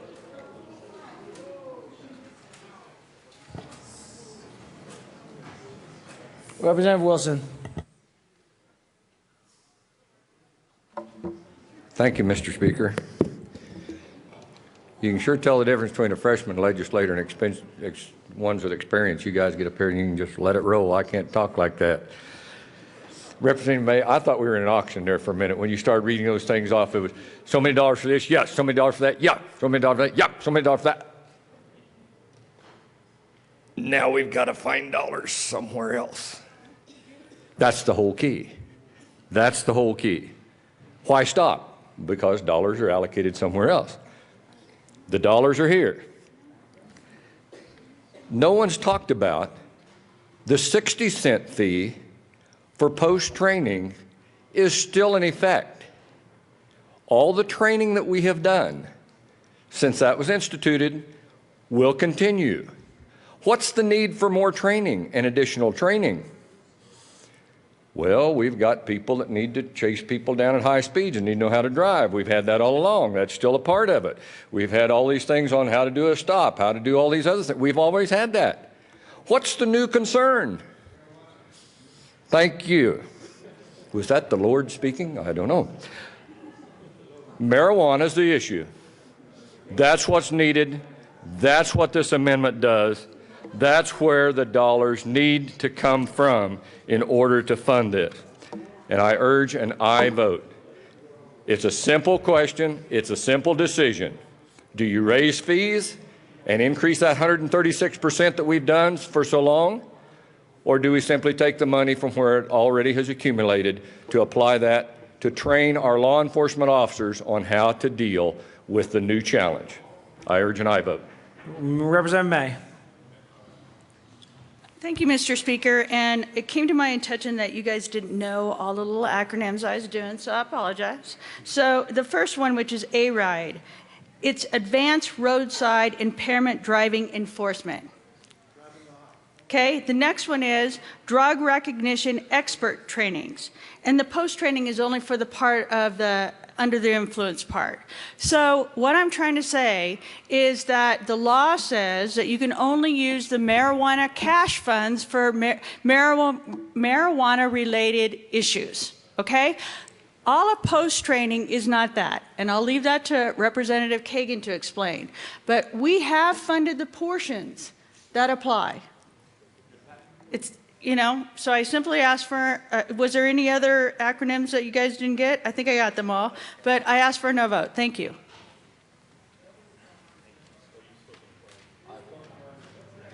Is there any further discussion? Representative Kagan. I'm going to be brief, members, in respect of your time, but just let me point out that the post board now does not take any role, provide any training, impose any requirements whatsoever after a police officer graduates from the academy. The 60 cents that is currently charged in the vehicle registration fee merely provides standards and training at the beginning of a police officer's career. We have to have this additional 40 cents if we are to train police officers once they have already graduated from the academy.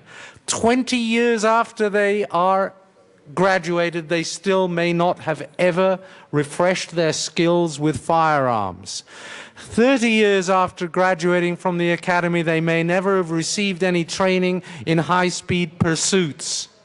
There are no requirements whatsoever. That is what is going to be able to change if you pass this bill. And it will not be able to be done if this is the amendment. It is very legally dubious as to whether you can do it with marijuana cash fund. It cannot be done now. The post board is funded by the vehicle registration fee, has been since its inception, and I urge a no vote to this amendment to the report of the Committee of the Whole. Sorry, Representative Wilson, you've spoken twice. The person who moves the motion can speak as many times as they want, up to 10 minutes. Everyone else is limited to 2 minutes, no more than 10 minutes in total. 2 times, no more than 10 minutes total. Seeing no further discussion, the question for the House is the adoption of the Waller-Wilson amendment to the report of the Committee of the Whole. Mr. Kohler, please open the machine, and members proceed to vote.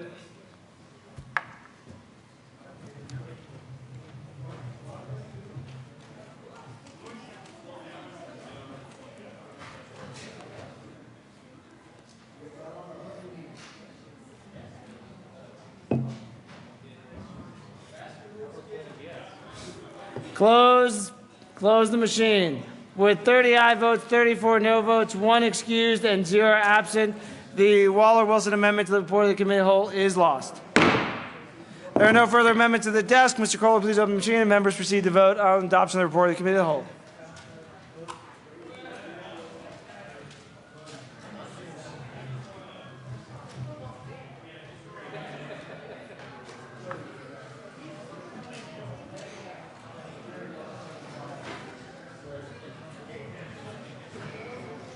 Representatives Buck, Everett, Humphrey, Kraftharp, Lebsock, and Priola.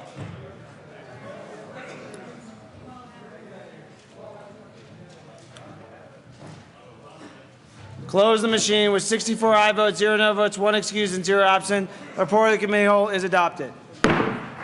Members, a few announcements. One, so for those who paid money for wearing jeans, we raised $418 for next year's Junior Livestock Show, so thank you. 428, sorry, 428, not 420, not 418, 428. Also, just to note, on Monday, we will start at 10 a.m. The first thing we will be doing Monday is the memorial for former Governor Vanderhoof. So please be on time. We will start right away with that. We have the current and former governors coming to address us on the memorial. And with that, announcements, introductions. Representative Court. Thank you, Mr. Speaker. I just want to say how happy it makes me to see so many of you wearing my daddy's bolos today. You all know that my father was from Oklahoma and he loved bolos, and after he died, I brought the bolos that he wears down to our majority office, and anyone, any day, is welcome to borrow a bolo to wear. Many of you did today, and it made me very happy to see it. Thank you for doing that. Representative Court. Dean Toda reminded me to tell you to please don't forget to return them. Any further announcements or introductions? Madam Majority Leader. Thank you, Mr. Speaker. And first of all, I'd like to thank everybody for their very hard work today. We got through a lot of bills. It puts us in great shape to start our last 16 days on Monday. So thank you again, and please leave your file folders off of your file cabinets so that our clerks don't have to stay too late tonight. You can just put them on your desk and put them up on Monday. Thank you very much. Representative Kraftharp. Thank you, Mr. Speaker. So, members, I just want to give you a week's pre-warning, Representative Giroux and I, that a week from tomorrow on Friday is the Day Without Hate. And this is the day that Jefferson County kids have spread that school to school, and they are bringing in T-shirts for us all to wear. You'll receive your T-shirts on Thursday, and we hope that you'll wear them on Friday. So for those of you that are traveling and bringing back clothes, this is a way to help you prep. Thank you. Seeing no further announcement or introductions, member, we have things to read across the desk. Thank you for your work this week. Have a fabulous Easter for those who celebrate, and a great weekend. Introduction of bills. House Bill 1385 by Representatives Priola and Pendleton, Senators Johnson and Rivera, concerning creation of high school academic growth awards to correspond to high school athletic award classifications. House Bill 1385 signed by the Committee on State Veterans and Military Affairs. House Bill 1386 by Representatives Kraftharp and Gardner, also Senators Johnson and Hill, concerning conforming definitions in Section 2565-102 CRS to task force recommendations. House Bill 1386 assigned to the Committee on Health Insurance and Environment. Senate Bill 133 by Senator Newell, also Representative Melton, concerning the regulation of private investigators about Department of Regulatory agencies in connection with making appropriations. Senate Bill 133 assigned to the Committee on State Veterans and Military Affairs. Madam Majority Leader. Oh, sorry, hold on. Introduction of memorials. House Memorial 1005 by Representative Singer, memorializing former Representative Jack McCroskey. House Memorial 1005 will lay over until April 25th, 2014 under the rules. Madam Majority Leader. Thank you, Mr. Speaker. I move to lay over the balance of the calendar until Monday. Seeing no objection, the balance of the calendar will be laid over till Monday. Madam Majority Leader. Thank you, Mr. Speaker. I move the House stand in adjournment until Monday the 21st at 10 a.m. Seeing no objection, the House will stand adjourned until Monday the 21st at 10 a.m.